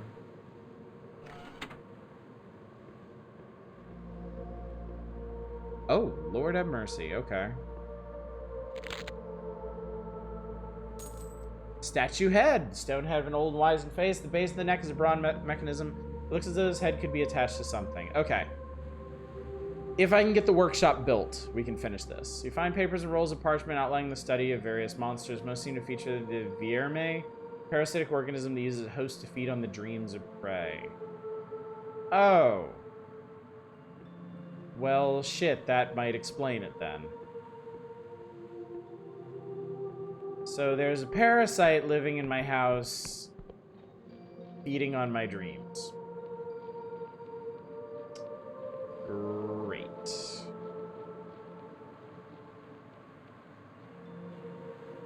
Alright, I'm pretty sure I've never been to that island either. We may have quite a bit more of this game, honestly. There are a number of very large islands that I cannot reach because you need an airship to get to them.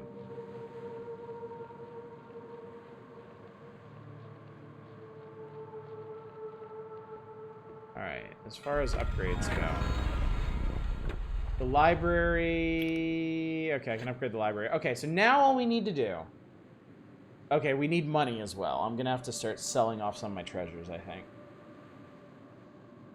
We need 6 ore and we need 6 jitter seeds. As far as ore goes, we have 2. As far as jitter seeds go, we have 5. So that...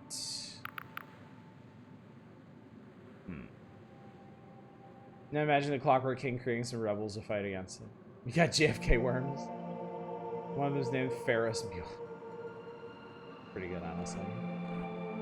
Okay. Look at all this cool shit I have. It's great.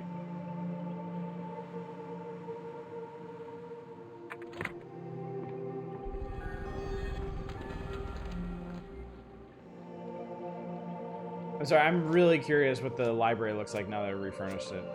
Reminds me, on my birthday, on Sunday, I passed as one old lady who decided to set up an RFK Junior booth. Next to Pride Fair, she tried to hand me a pamphlet, and I tried desperately not to mention the brainworm. But I don't want to be mean to an old lady on my birthday. I mean... fair is fair.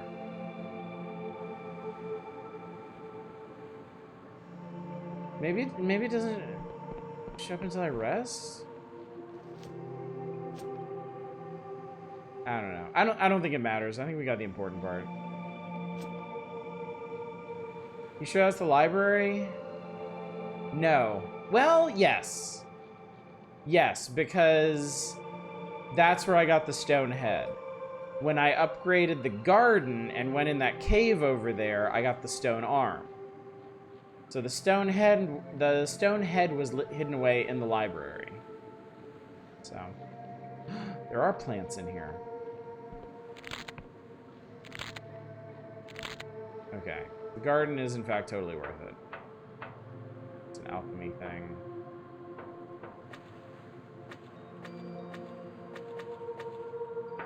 Change these around. That looks awesome.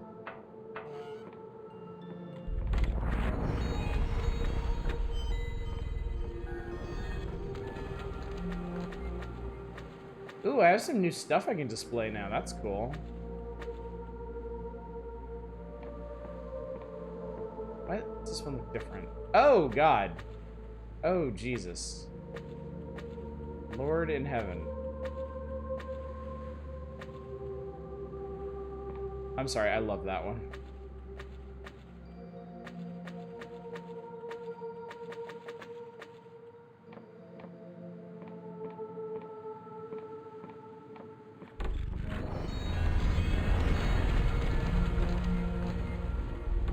If you're wondering if I'm just screwing around right now, the answer is yes. Yeah, that dude rules. I like that. This is cool. The monster designs deserve some love. They definitely do. Definitely do.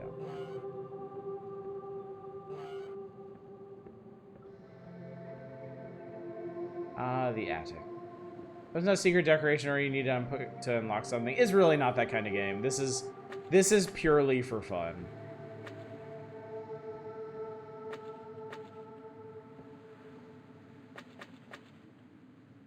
These are trophies of something, but I forget what.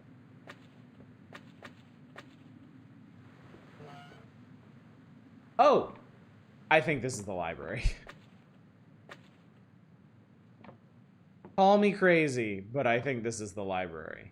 And yes, here are all the books that I've found. Read.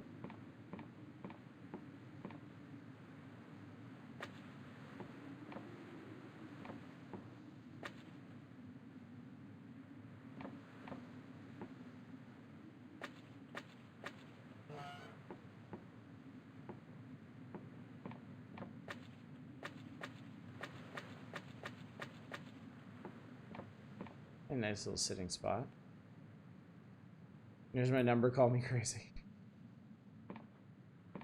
Alright, chat, and with that, now that we have thoroughly decorated our abode, I think this is going to be a good place to stop for the night.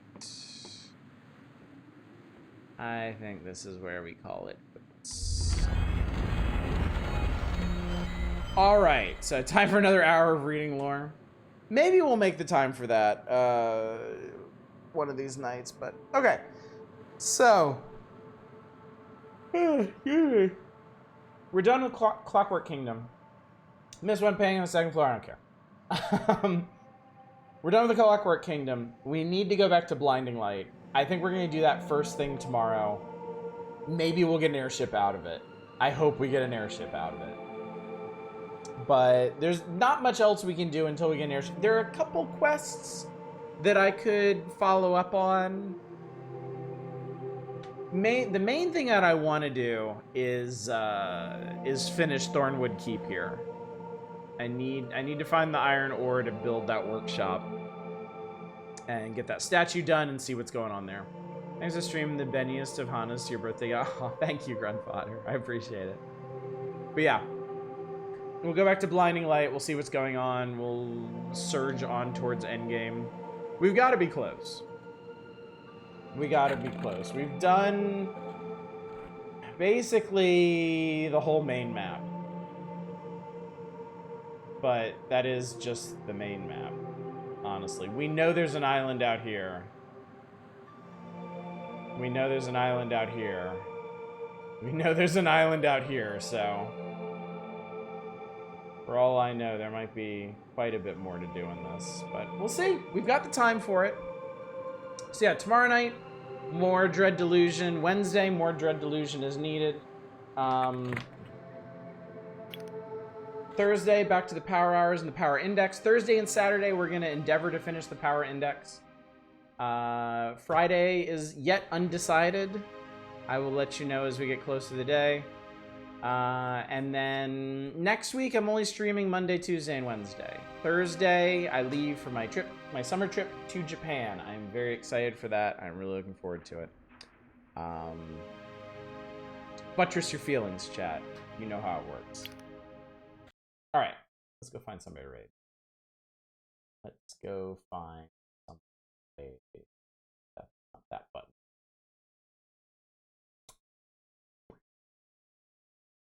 How about tonight?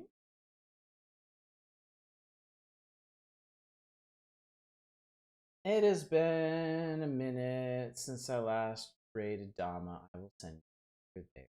Still, they're playing incredibly hard levels in Celeste, like they do. All right, gang. Anyway, thank you so much for coming out tonight. Thank you for joining me for more Dread Delusion and the end of the Clockwork Kingdom. We're getting there. We are closing in on Vela. We have all of our former co-conspirators. They should be able to lead us to the place. But the question is, where is the place? Where are we going? And more importantly, how are we getting there? And more importantly than that, can I have a goddamned airship already? Hopefully, the answer to all those questions is yes, but we'll find out together tomorrow. Hopefully, I will see you then. But until then, as always, y'all take care. Bye, everybody.